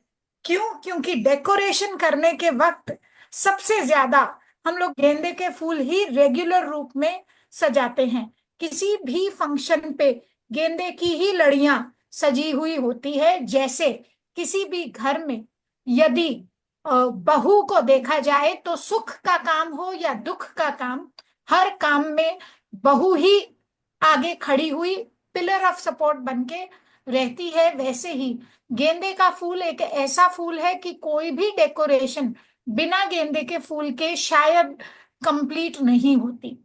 तो सुख दुख दोनों में सजने वाला, पहुंचने वाला एक गेंदे का फूल होता है या घर की बहू होती है, और ससुराल एक ऐसी जगह जहाँ कोई भी स्त्री विवाह के बाद पहुंचती है, आत्मसात होने में, जैसे कई बहनों ने कहा कि काफी समय लग जाता है, लेकिन ये वो घर होता है जो उनका होता है।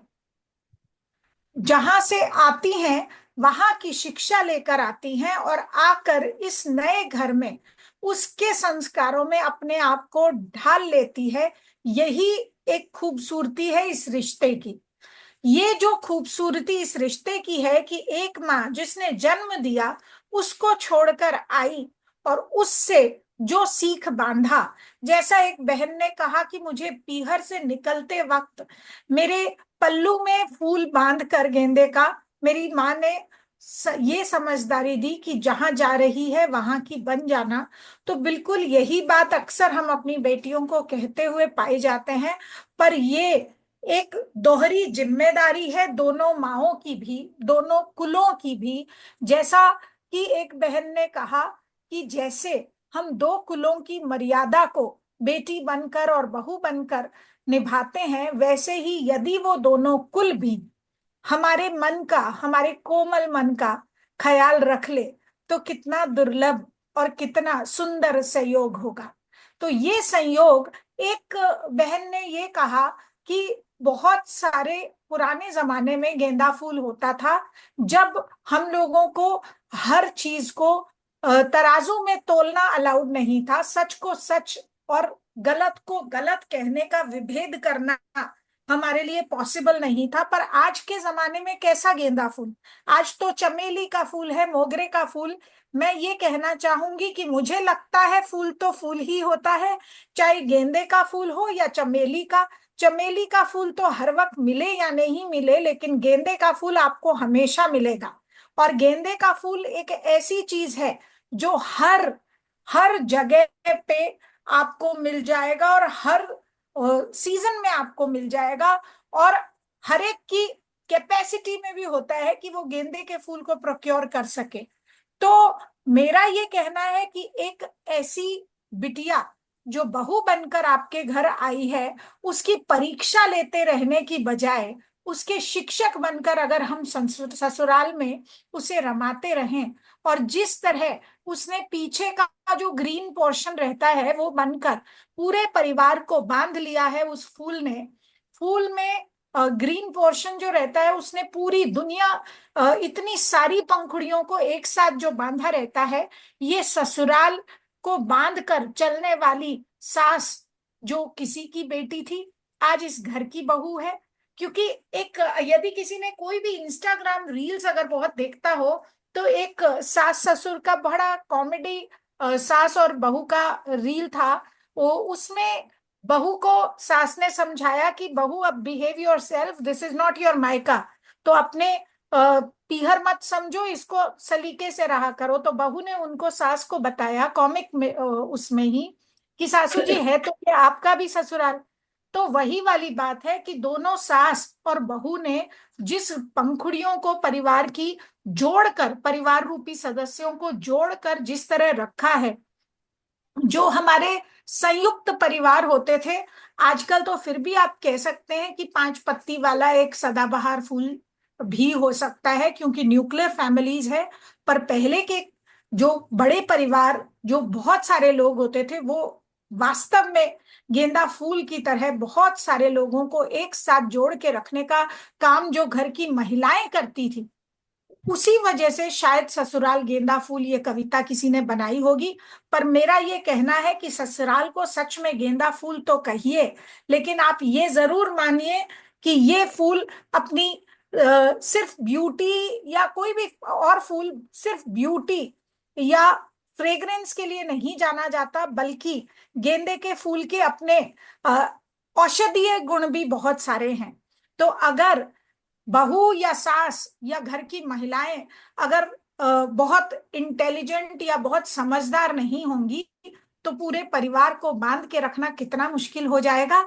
तो जिस किसी ने ये कविता बनाई थी कि ससुराल गेंदा फूल, उसके लिए एक ही बात है कि जब ससुराल को में एक स्त्री को उसकी उचित सम्मान, उचित पहचान और उचित स्थान मिलता है, तो वो गेंदे फूल की तरह पूरे परिवार को बांध के रखने में कोई कसर नहीं छोड़ती।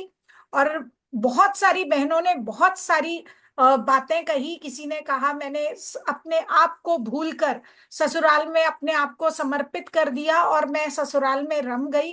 किसी ने कहा कि सास ससुर ऐसे मिले जिन्होंने जिम्मेदारियां निभाना सिखाया। किसी ने ये बताया कि मैंने ससुराल में बहुत सारी चीजें सीखी।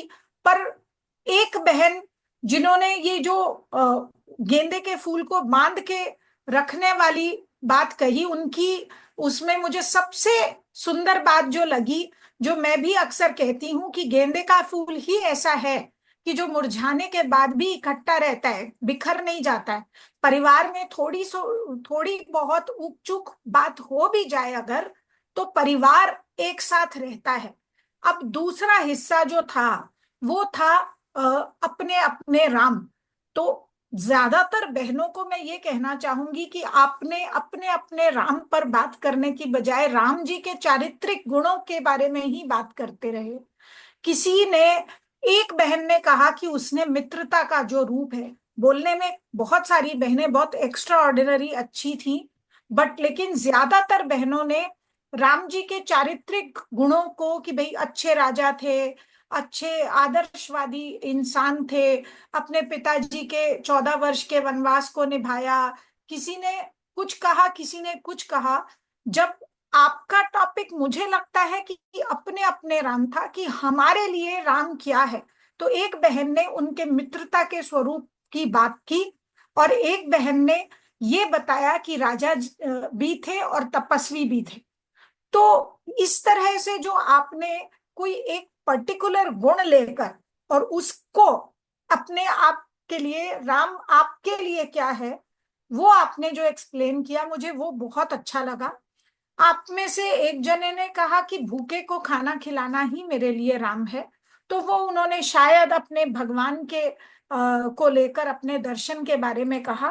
पर जब राम जी की बात हो तो अपने अपने राम यदि कहें, तो राम जी के लिए सबसे सुंदर बात जो मैंने आज तक सुनी है वो यही है कि मानवता का सुंदर सपना राम है। तो यदि राम जी के जैसा आज के जमाने में कोई बन पाए, जैसे उनके चारित्रिक गुणों, जो गुण थे राम जी के, वो यदि आज के जमाने में कोई अपने आप में ला पाए, तो इसके लिए नथिंग लाइक दैट। पर लेकिन ये है होना आज के कॉन्टेक्स्ट में चाहिए। मेरा आपसे एक आग्रह है कि जब भी आप इस विषय पर फिर से विचार करें कि अपने अपने राम के बारे में बात करनी है, तो आप इस चीज को आज के इकोसिस्टम के साथ रिलेट करके बात कीजिए, क्योंकि उस जमाने में राम जी को राम जी होना उतना मुश्किल शायद नहीं रहा होगा। क्यों? क्योंकि राम जी के पास लक्ष्मण जी के जैसा भाई था, सीता जी के जैसी पत्नी थी और कैकेयी जैसी माँ, जिसने अगर गलत कह भी दिया तो पश्चाताप की अग्नि में जल रही थी। भरत जी जैसा भाई, जिसको राजपाट मिल भी गया तो भी वो अपने भाई के लिए खड़ाऊ रखकर उस पर विचार कर रहा था। तो मेरे कहने का मतलब आज के इस विषय पर यह है कि राम जी का आज के विषय में आपके लिए, आज के कॉन्टेक्स्ट में राम क्या है, उस पर विचार कर कर बताइए। राम जी के चरित्र की कहानियां हमने रामायण में सबने सुनी है। उन्हीं कहानियों को रिपीट करने की बजाय अगली बार जब आप इस विषय पर विश्लेषण करें तो इस टॉपिक को इस नजरिए से जरूर देखिएगा। आपको मेरी समीक्षा पसंद आई या नहीं आई वो तो एक अलग बात है, पर आज मुझे जो एक टॉपिक भी दिया गया है कि आपको एंकरिंग कैसे करनी चाहिए वो बताऊं, तो मुझे आपको लगता है कि पहले ये बताना चाहूंगी मैं कि हम लोग जब जूम पर भी या ओरेटर्स क्लब में आज हम बैठे हैं, तो हमें अगर कहीं कुछ बोलना है तो हमको ये किस तरह से बोलना चाहिए। जैसे कुछ लोगों के जब हम लोग बोलते हैं तो स्टेज अगर हमारे पास होता है तो हम स्टेज पर बीच में आकर खड़े होते हैं या पोडियम के पास खड़े होके बोलते हैं। हम पूरा स्टेज में घूम घूम के तो नहीं बोलते। वैसे ही जूम पर अगर आप बोल रहे हैं तो आप प्लीज ध्यान रखिए कि अपना फोन को कभी ऐसे कभी ऐसे कभी ऐसे नहीं करिए। क्यों? क्योंकि आपका स्क्रीन से इधर उधर होता है। आप जहां बैठते हैं बोलते हैं तो क्या आप अपने साथ 2-4 लोगों को स्टेज पर ले आते हैं क्या कि आज मेरा भाषण है, चलो तुम भी चलो मेरे साथ स्टेज पर? तो प्लीज ध्यान रखिए कि जब आप जूम पर बोल रहे हैं तो अपने साथ बच्चों को या परिवारजनों को जहां बैठे हैं वहां से थोड़ा साइड में बैठकर, अलग जगह पे बैठकर, जहां पे आपको डिस्टरबेंस नहीं हो वहां से बोलें। आपको ये ध्यान रखना चाहिए कि जैसे हम स्टेज पर अगर जाते हैं तो हम अपने कपड़ों का, अपने चीजों का ध्यान रखते हैं, वैसे जूम पर भी आते वक्त हमें ये रखना चाहिए कि हम कहीं बेड के सामने बैठकर तो नहीं अपना वीडियो प्रेजेंटेशन दे रहे। तो हमारे किचन में काम करते करते तो हम वीडियो प्रेजेंटेशन नहीं दे रहे। क्यों ये इंपॉर्टेंट है? क्योंकि इस चीजों से आपका, इस चीज का इवैल्यूएशन होता है कि आपके लिए कौन सी चीज कितनी महत्वपूर्ण है। यदि आपके लिए ये ओरेटर्स क्लब महत्वपूर्ण होगा या मेरे लिए आज की ये मीटिंग महत्वपूर्ण होगी, तो मैं एक जगह बैठकर कॉन्सिस्टेंटली एक तरीके से आपके साथ प्रेजेंस रहूंगी, जिससे आपको पता चलेगा कि हाँ गिरिजा जी हमारे साथ हैं। वैसे ही यदि आप घूम घूम के अपने 4 काम सल्टाते हुए ये काम कर रहे हैं तो कहीं इस चीज का महत्व कहीं कम हो जाता है। और आपकी महत्व, जो चीज के लिए आपका महत्व कम है तो वो चीज को करना ही क्यों? तो मेरा आपसे ये आग्रह है कि अगली बार जब आप कोई प्रोग्राम करें तो आपको उस प्रोग्राम में तल्लीनता के साथ पार्टिसिपेट करना चाहिए। एंकरिंग किसे कहते हैं? एंकरिंग कहते हैं कि किसी भी कार्यक्रम या इवेंट के संचालन को, इवेंट के संचालन को हम एंकरिंग इसलिए कहते हैं कि एक एंकर का मतलब पता है किसी को यहाँ? एंकर होता है कांटा या वो कड़ी जो जोड़ कर रखती है। जैसे यदि हम नाव को किनारे के साथ जोड़ कर रखना चाहते हैं तो एक एंकर डालते हैं जो कड़ी के जैसा होता है, जिसको वो नाव को किनारे के साथ जोड़े रखती है। तो वैसे ही एंकरिंग करना या एमसी करना, मास्टर ऑफ सेरेमनी करना या होस्टिंग करना का काम होता है कि वो दर्शकों को इवेंट के साथ जोड़े रखें। जैसे आज एंकरिंग करते वक्त मंगल जी ने, नीलिमा जी ने कोशिश करी कि अतिथियों को और जो दर्शक हैं उनको और बोलने वाले आज का ओरेटर्स क्लब के स्पीकर्स को एक दूसरे के साथ कनेक्टेड रखें। इवेंट को एंकरिंग करना, सेमिनार्स को एंकरिंग करना, कॉन्फ्रेंसेस को एंकरिंग करना फॉर्मल चीजें हैं। इनफॉर्मल तरीके से भी कई बार हम पार्टीज को या संगीत प्रोग्राम को या किन्हीं चीजों को होस्ट करते हैं। कभी कभी सेमी फॉर्मल ओकेजन्स भी होते हैं, जैसे आज के ओकेजन को आप कुछ सेमी फॉर्मल वाला ओकेजन कह सकते हैं। कभी मीडिया एंकरिंग होती है जो टीवी, यूट्यूब, रेडियो, पॉडकास्ट वगैरह पे जो करते हैं, उसमें आप जरा भी लेफ्ट राइट इधर उधर की बातें नहीं कर सकते। तो किसी भी आदमी को एक अच्छा एंकर होने के लिए क्या उसमें गुण होने चाहिए? कॉन्फिडेंस होना चाहिए, ओवर कॉन्फिडेंस नहीं कि मैं तो सब जानती हूं, पर लेकिन कॉन्फिडेंस होना बहुत जरूरी है, क्योंकि अगर आप कॉन्फिडेंट नहीं होंगे तो आप चीजों को इंस्टेंटली हैंडल नहीं कर पाएंगे। आपके अंदर आपकी वॉइस की क्लैरिटी क्लियर होनी चाहिए, स्पष्ट होनी चाहिए और सशक्त होनी चाहिए कि आपकी आवाज का जो, जिसको कहते हैं ना बेस, वो आपका बेस क्लियर होना चाहिए। आपकी मंच पर जो उपस्थिति है उसका इंप्रेशन जो है वो बहुत अच्छा होना चाहिए, चाहे जूम पे हो, चाहे फिजिकल हो, चाहे कैसे भी हो। जब मंगल जी करवा स्टेज पर चढ़े या नीलिमा जी स्टेज पर चढ़े या गिरिजा स्टेज पर चढ़े, उसकी प्रेजेंस का प्रभाव सामने ऑडियंसेस पे पड़ना चाहिए। उसी के लिए हम लोग जो इतना तैयार होकर जाते हैं स्टेज पर और कॉन्फिडेंटली बोल्डली अगर अपनी बात कहते हैं तो वो उसका इंप्रेशन अलग होता है ना। अभी जैसे आज का ओकेजन, अगर मैं यहाँ बहुत बड़े बड़े झुमके वुमके पहन के, लंबी बड़ी बड़ी माला पहन के, जैसे शादी के लिए तैयार होते हैं वैसे तैयार होके आ जाती, तो क्या मैं इफेक्टिव लगती? तो ओकेजन के हिसाब से, मौके के हिसाब से आपकी ड्रेसिंग, आपकी बोलने का सलीका, आपकी भाषा, सब चीज उस ओकेजन के लिए इम्पैक्टफुल होनी चाहिए।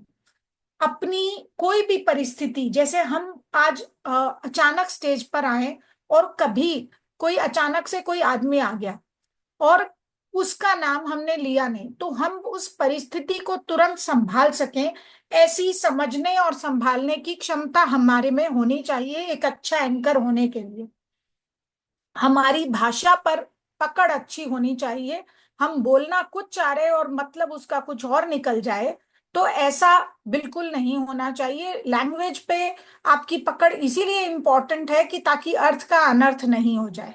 किस वक्त क्या बात कही हुई अच्छी लगेगी, वो आपका बहुत इंपॉर्टेंट एस्पेक्ट है एक अच्छे एंकर का, कि आपको टाइम की समझ होनी चाहिए कि इस वक्त टाइमिंग इस चीज के लिए एप्ट है।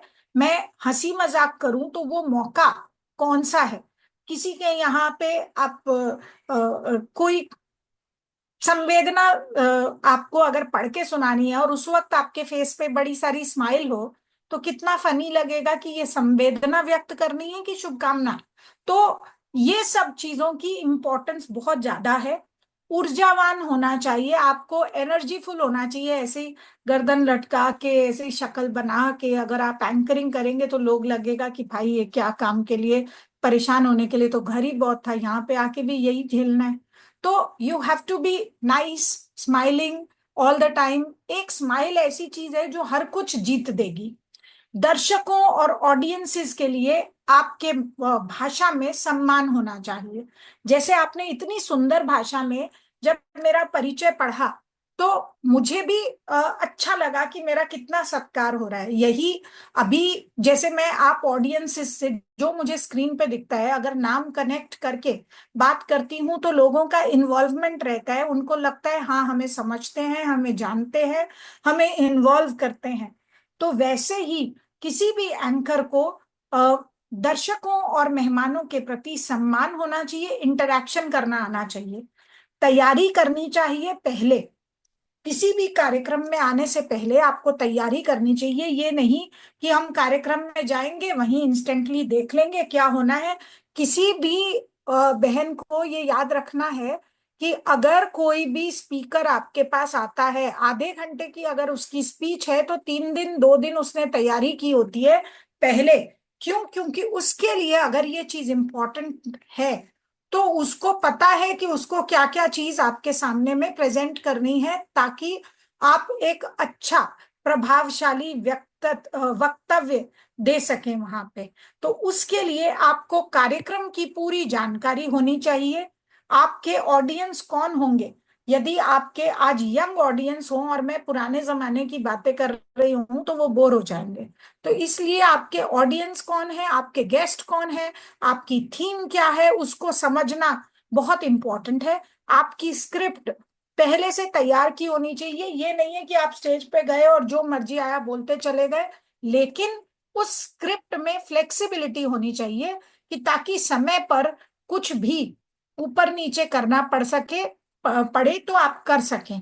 आप यदि प्रैक्टिस कर सकें तो प्लीज लाइटली मत लीजिए किसी भी ओकेजन को, थोड़ा प्रैक्टिस करिए, आपके टाइमिंग करिए। क्योंकि कई बार क्या होता है, आपने लिखा था 10 पेज का और बोलते वक्त आप उसको धीरे धीरे बोल रहे हैं अगर, तो घंटों अगर आपने व्यतीत कर दिए तो आपका प्रोग्राम चौपट हो जाएगा। क्यों? क्योंकि टाइम की एक लिमिट होती है।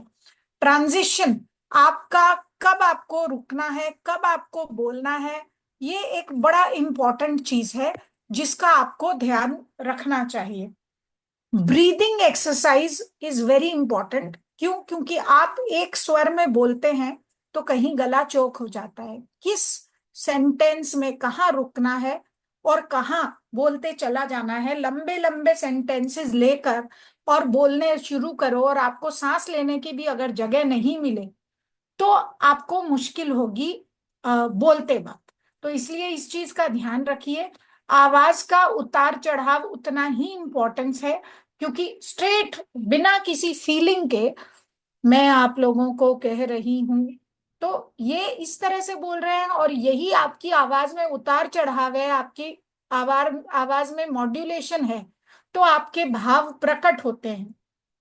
आपका हर शब्द का उच्चारण सही होना चाहिए। जब हिंदी में बोलते हैं, आधे लोग मैं देखती हूँ शादी को सादी बोलते हैं, तो सादापन एक अलग शब्द है, आप शादी को शादी ही बोलिए।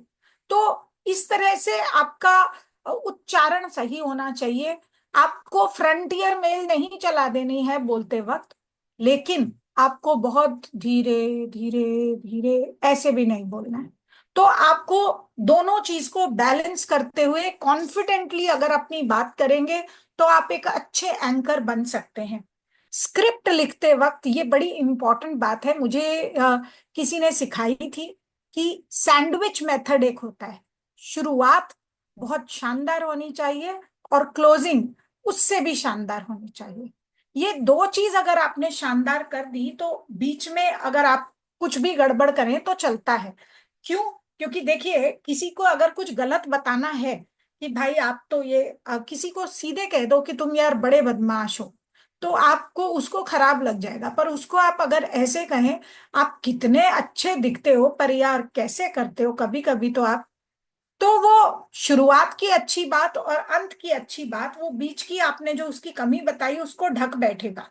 तो ये एक बड़ी इंपॉर्टेंट ट्रिक है किसी भी स्क्रिप्ट की। तो शुरुआत धुआंधार है तो आपका आधा काम बन गया। मेहमानों और दर्शकों का स्वागत जब आप करते हैं तो वो आपको ठीक से करना है। एक्ट और दूसरे एक्ट में जो ट्रांजिशन है, जो आज की मंगल जी नाराज नहीं होंगे, एक कमी बता दूं, इतनी सारी अच्छी चीजें की पर आप लोगों ने लिस्टिंग जो की हुई थी, आपके जो ट्रांजिशन थे वो कमजोर थे। क्यों? क्योंकि आपने एक जने को बुलाया, उसके बाद दूसरे को जब बुला रहे हो तो बीच में जो गैप हो जाता है कि ये आ रहा है क्या, वो आ रहा है क्या, और हर आदमी ये पूछता है कि मेरी आवाज आ रही है क्या, और हर आदमी ये बोलता है मुझे अनम्यूट नहीं कर पा रहे हैं। तो यदि किसी को को होस्ट बनाना था, शुरू में ही बना देना चाहिए था। एक साथ एक जना बोल रहा है उसी वक्त आप बाकियों को बना देंगे तो आपको इजी होगा। तो transitions are very very important. किसी भी स्पीकर को जब आता है, जैसे मंगल जी कर रहे थे, आते वक्त उनका इंट्रोडक्शन करना, और वो जब जा रहा है तो उसकी परफॉर्मेंस का के बारे में कुछ कहना बहुत इंपॉर्टेंट होता है। वो उन्होंने बहुत सुंदर से किया। बॉडी लैंग्वेज और आपकी स्टेज प्रेजेंस जो होती है वो बहुत इंपॉर्टेंट है। अभी मैं ऐसे बैठी हूँ, ऐसे बैठी हूँ, ये कर रही हूँ, तो मेरी स्टेज प्रेजेंस बिगड़ गई। और यही मैं एकदम स्ट्रेट आपके सामने में संयमित तरीके से अपने आप को, आपसे बात करते हुए, आपसे आंख से आंख मिलाकर बात करते हुए, कई बार क्या होता है लोग एक बड़ा सा पेपर ले लेते हैं और उसको पढ़ते जाते हैं। ये पेपर ले लिया तो आपके पेपर को पढ़ने के लिए थोड़ी कोई आया है। आप मन से अगर कोई बात कनेक्ट करते हुए बात करेंगे तो वो किसी के दिल को छुएगी। तो आपने बहुत सुंदर, एक जनों ने बहुत शानदार साहित्यिक रूप से एक चीज लिखी थी और बोली थी, पर क्या हुआ, वो साहित्य मैं समझती ही नहीं अगर, तो not everybody is going to understand that, no? So you have to understand कि आपकी ऑडियंस कैसी है। हाउसवाइफ्स के बीच में अगर आप अपना साहित्य का ज्ञान प्रदर्शित कर रहे हैं तो भाई सामने वाले को समझना तो चाहिए। अभी मैं यहाँ बैठ के और कोई फ्रेंच में आप लोगों से बात करने लगूं तो आपको थोड़ी समझेगा, तो मेरी फ्रेंच का ज्ञान यहाँ पे दिखाना तो जरूरत नहीं है ना। यहाँ पे क्या समझेगा वो जरूरी है। कई लोग नेताओं की तरह ऐसे हाथ उठा उठा के बात करते हैं, ऐसे बात करते हैं, तो आप अपने हाथों को प्लीज कंट्रोल में रखिए और उसके बाद व्यर्थ में घूम घूम के स्टेज पर बात कर रहे हैं, नहीं जरूरत है। अगर तो नहीं करिए, जहां जरूरी है वहीं स्टेज पर मूवमेंट करिए। और अगर कोई इमरजेंसी आ जाए तो घबराइए नहीं। आपको एक मजेदार किस्सा शेयर करती हूँ। मणिकर्णिका करते वक्त अचानक मेरी जो हील्स थे, मेरे फुटवेयर थे, वो टूट गए। अभी वहां पे बिना चप्पल के स्टेज पे, क्योंकि कहीं कहीं नेल्स भी थे, उस स्टेज पे तो चुभ जाएगा, चोट लग जाएगी। तो क्या किया जाए? तो वो इमरजेंसी ही कहेंगे। क्यों? क्योंकि स्टेज पे हैं। और अब कहाँ जाए? तो नीलिमा जी को शायद मालूम होगा, एक जगह साइड में गए, एक वहां पे स्टाफ की रबड़ की ब्लू कलर की स्लीपर्स पड़े थे, वो पहन लिए। तो ये इमरजेंसी हैंडलिंग होती है।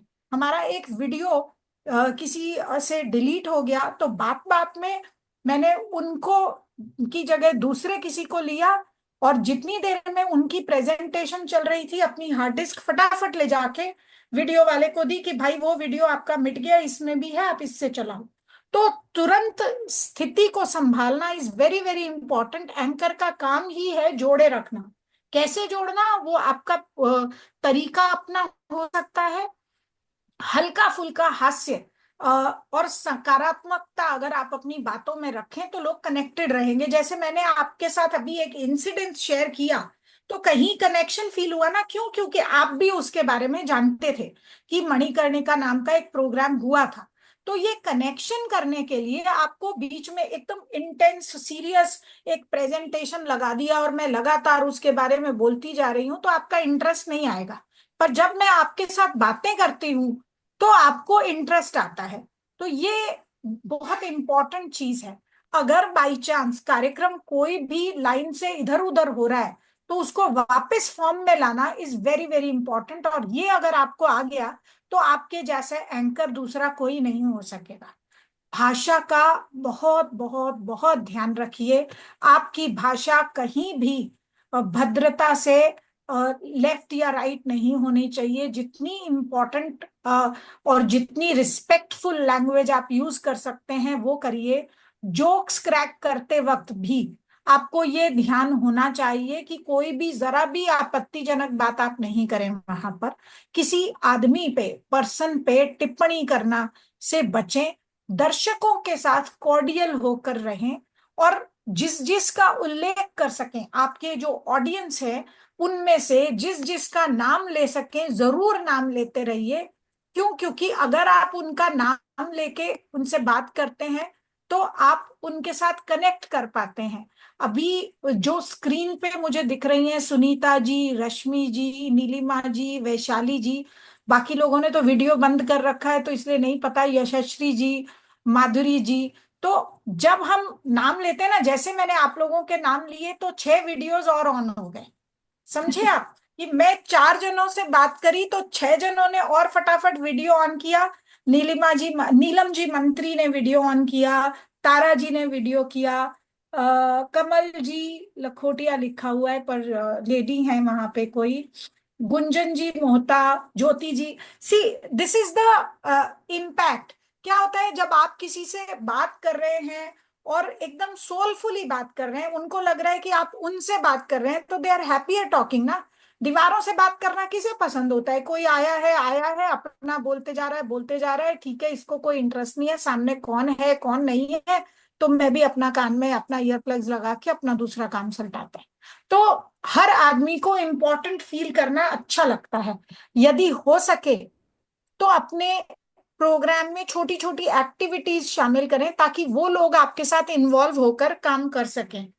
तालियां बजे तो बढ़िया, बोल बोल के पीछे पड़ के कि नहीं जी ताली तो बजाओ की बजाओ, ताली तो बजाओ की बजाओ, तो वो उसकी बजाय जो दर्शकों की जो भी प्रतिक्रिया है उसको स्वीकार करें और सामने वाले को उसकी प्रतिक्रिया ही वापस बताएं कि भाई आपकी ये प्रतिक्रिया का ये इम्पैक्ट हमारे पे आ रहा है। माहौल को देखकर अपनी वॉइस की टोन बदल सकते हैं। कब दुखी होना है, कब खुश होना है, कब एक्साइटेड होना है, कब चीयरफुल होना है, कब सेटल होना है।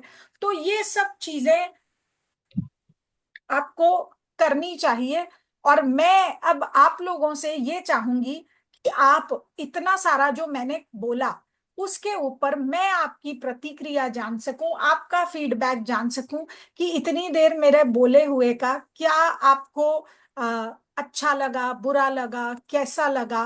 क्योंकि मैं स्क्रीन पे अब बहुत सारी बहनों को देख पा रही हूँ, जो पहले शुरू में 2-3 थी, अब कई सारे लोग हैं।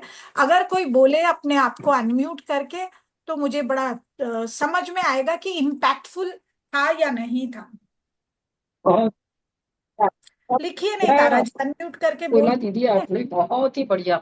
गिरजा जी, गिरजा जी आपको सुनते रहना ऐसा सबको लगता है, शायद इसलिए जो संचार समिति द्वारा क्वेश्चंस पूछते ना वो भी भूल गए। आज बीच बीच में हमारी एक्टिविटीज होती है, पर वो भी आपको सुनते रहना शायद ऐसा सबको अच्छा लग रहा होगा, इसलिए भूल ही गए। तो अभी दो ये आपको आज के मेरे उसका असर है कि देखिए इन्होंने कैसे मौके की नजाकत को संभाला है और मौके पे चौका मारना। वेरी गुड, कितना बढ़िया इनको समझ में आया कि गिरजा जी, उड़ीसा से शशि जी और कानपुर से नीलम जी आपके लिए आए। हाँ, हमको कब कैसे किस बात को संभालना है। Thank you so much for. हम लोग पहले अरे संचार सो काइंड ऑफ। फिर छोटा जी कानपुर जो विजन बोर्ड के बारे में बताएंगे। बहुत बहुत धन्यवाद। सुषमा भाभी एक मिनट उनका होने दो ना, मंगल जी का एक सेकंड फिर बोल। मंगल जी बोल के फिर मैं संचार और लेती। मंगल जी दीदी। हाँ दीदी, आपने बहुत सुंदर और सटीक समीक्षा की है। हमारे पार्टिसिपेंट्स बहुत ही खुश हो गए होंगे आपकी तारीफ सुनकर। इतना खूबसूरत विश्लेषण आपने किया है। आप तो श्री राम जी की ससुराल से हो दीदी, माँ जानकी जी के यहाँ से, तो आप पर तो सिया राम जी की असीम कृपा है ही। आपकी खूबसूरती के साथ आप गुणातीत भी हो, तो आपके लिए मैं एक गाना समर्पित करती हूँ। तारीफ करूं क्या उसकी जिसने तुम्हें बनाया, तारीफ करूं क्या उसकी जिसने तुम्हें बनाया। तो ऐसी है हमारी दीदी। आपने आज आर्ट ऑफ एंकरिंग बहुत ही बारीकी से छोटी छोटी बातों को लेके और हमारी कमियां आपने बताई, हमें सीखने को बहुत कुछ मिला। सभी को आज बहुत ही अच्छा लगा होगा हमारे जूम सभागार में, ऐसा मुझे विश्वास है। तो क्यों ना हम सभी वीडियो ऑन करके दीदी के लिए तालियां बजाए।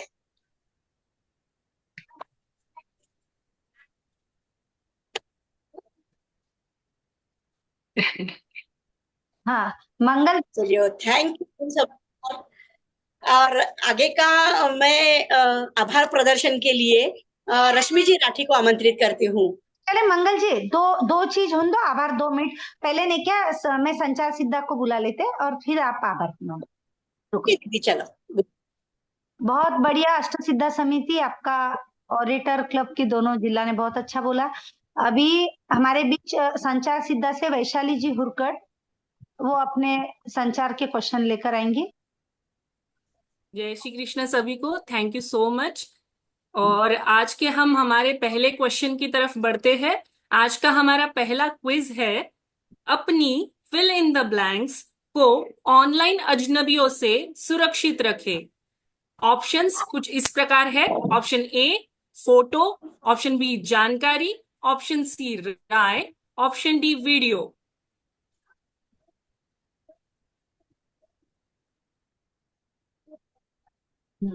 जानकारी मंगल जी करवा आ गया पहला। मंगल जी करवा जानकारी। क्वेश्चन पूछ आंसर देंगे।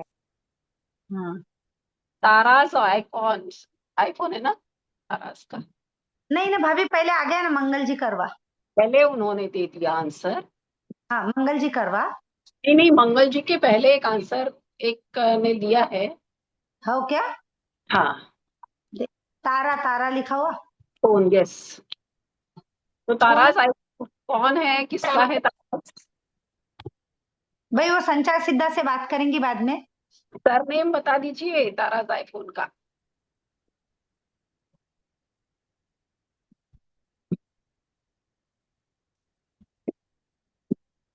तारा राठी खामगांव है क्या? तारास खान, हाँ खामगांव से ही होंगे वो। Yes yes. सुमन जी कर लेंगे, नाम लिख लेंगे। अब सेकंड ले लो आप।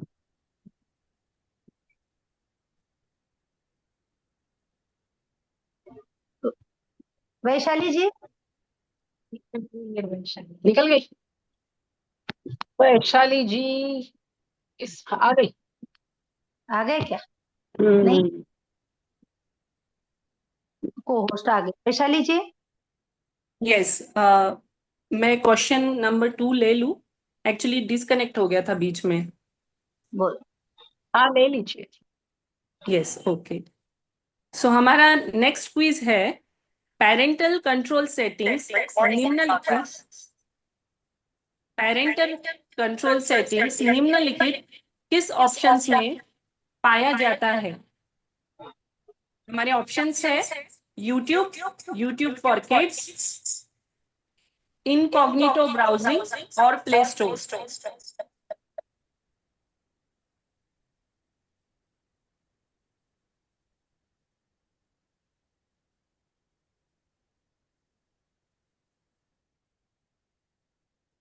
स्मिता सोनी यवतमाल।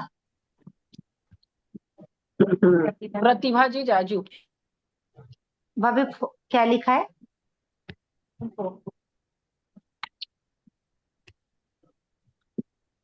ऑप्शन 4 ना? हाँ उन्होंने ऑप्शन 4 लिखा, चलेगा? तो चलेगा ना। नाम नहीं लिखा। 1 मिनट पहले, 1 मिनट वो लोग बताएंगे। संचार सिद्धा कैसा 4 चलेगा कि प्ले स्टोर लिखना था, क्या करना है?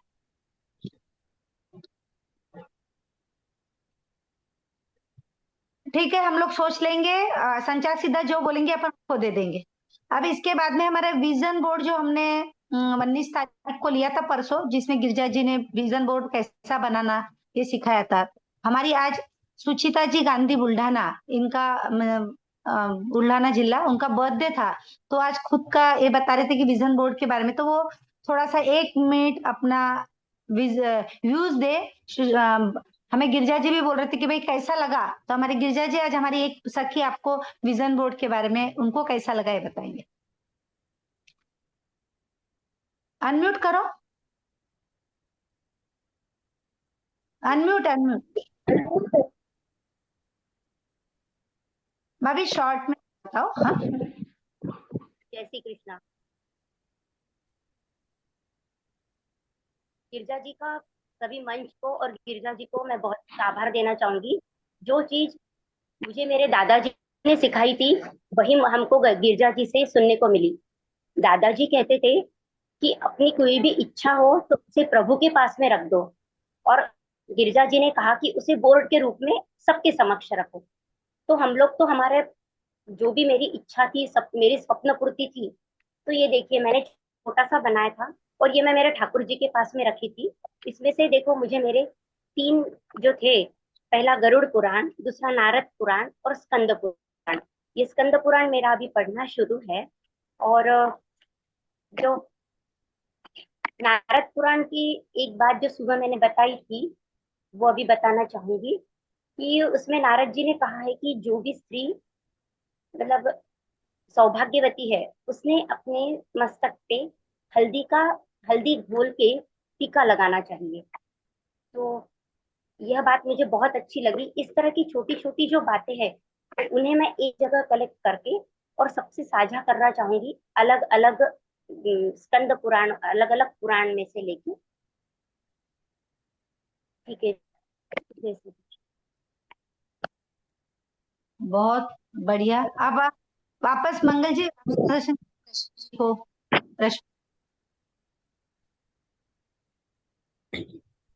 चलो आज के खूबसूरत सफर में रश्मि जी आप आभार प्रदर्शन करेंगी। जय उमा महेश।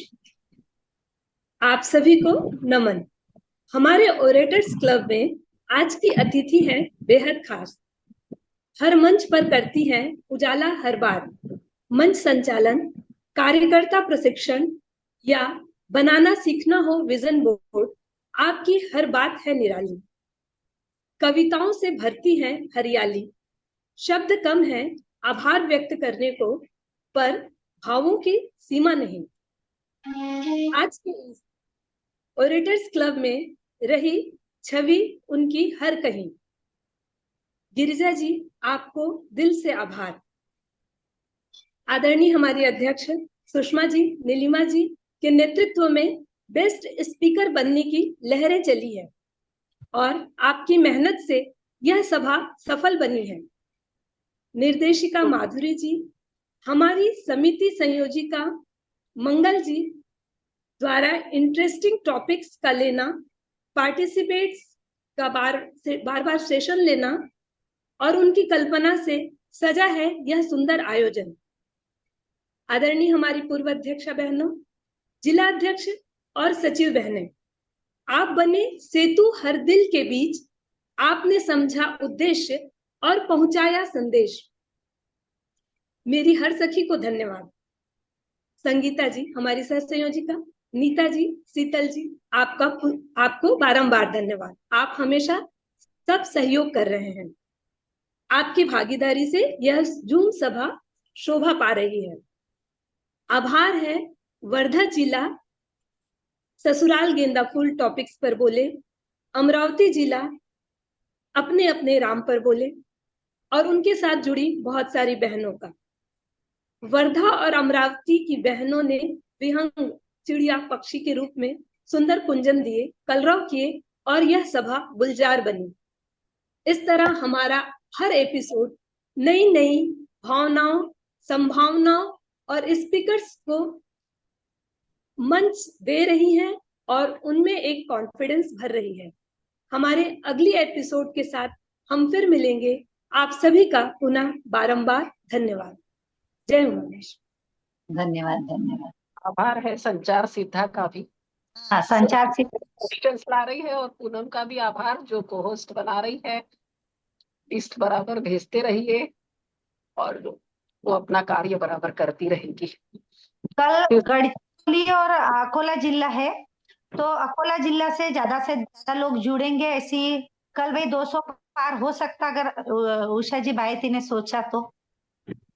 और वहां से तारा आंटी और ज्योति भाभी ने अगर सोचा तो और भी ज्यादा हो सकते हैं। और गढ़चिरौली जिला और सब लोग नहीं क्या अपना नाम से जुड़े तो मतलब आपको भी होस्ट बनाने में भी प्रॉब्लम नहीं होगा।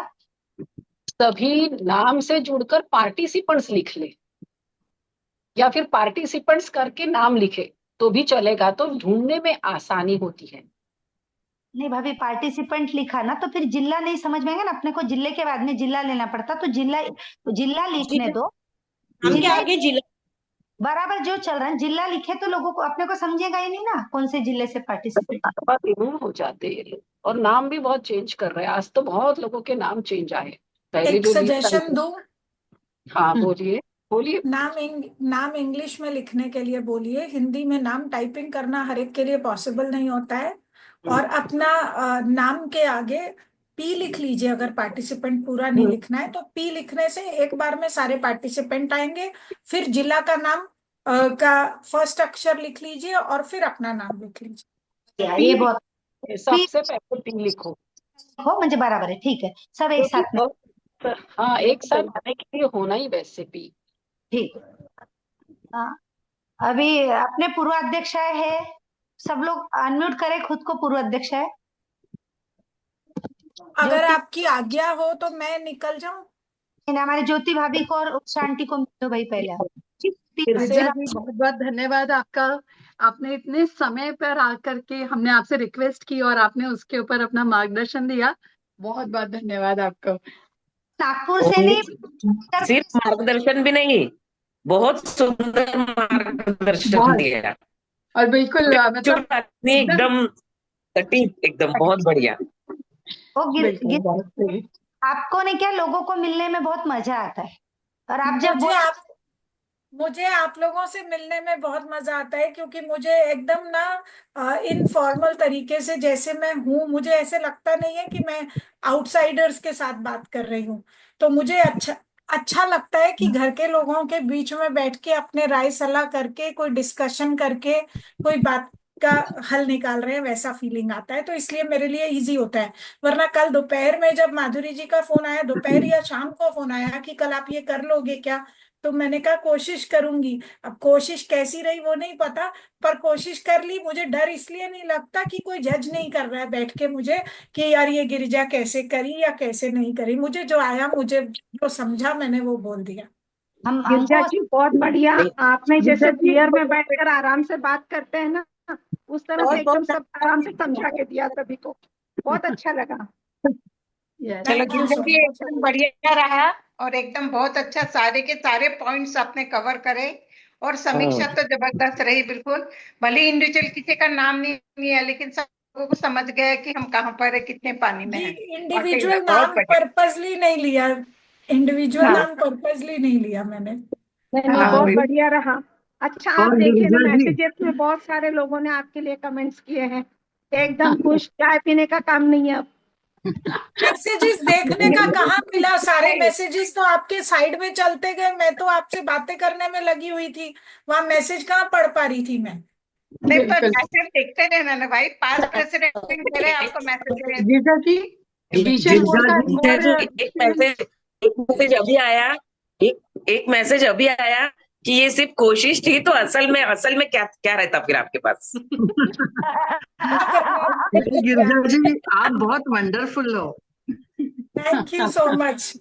आप लोग, ऐसा होता ना, मेरी बिटिया जब छोटी थी ना, उसको कोई भी बोलता था कि तुम कितनी प्यारी हो, तो वो बोलती थी आप अच्छे हो ना इसलिए आपको सब अच्छे लगते हैं।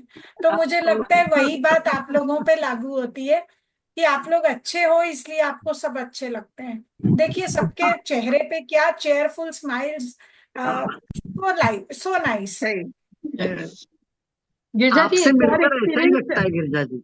विजन बोर्ड का एक एक्सपीरियंस और शेयर करूंगी आपसे कि उस दिन अपने प्रोग्राम के साथ में मधु जी राठी जुड़ी हुई थी रायपुर से। तो प्रोग्राम के बाद में उनका फोन आया और उन्होंने फिर मुझसे कहा कि विजन बोर्ड का भी जो उन्होंने उस दिन सुना, तो उन्होंने कुछ शेयर किया कि सही में मुझे लग रहा था कि एज के बाद में अगर आपको लगता है कि अब क्या जरूरत है, पर उनकी बात सुनने से मुझे लगा कि नहीं, अभी भी बहुत कुछ कर सकते हैं। तो बहुत अच्छा लगा।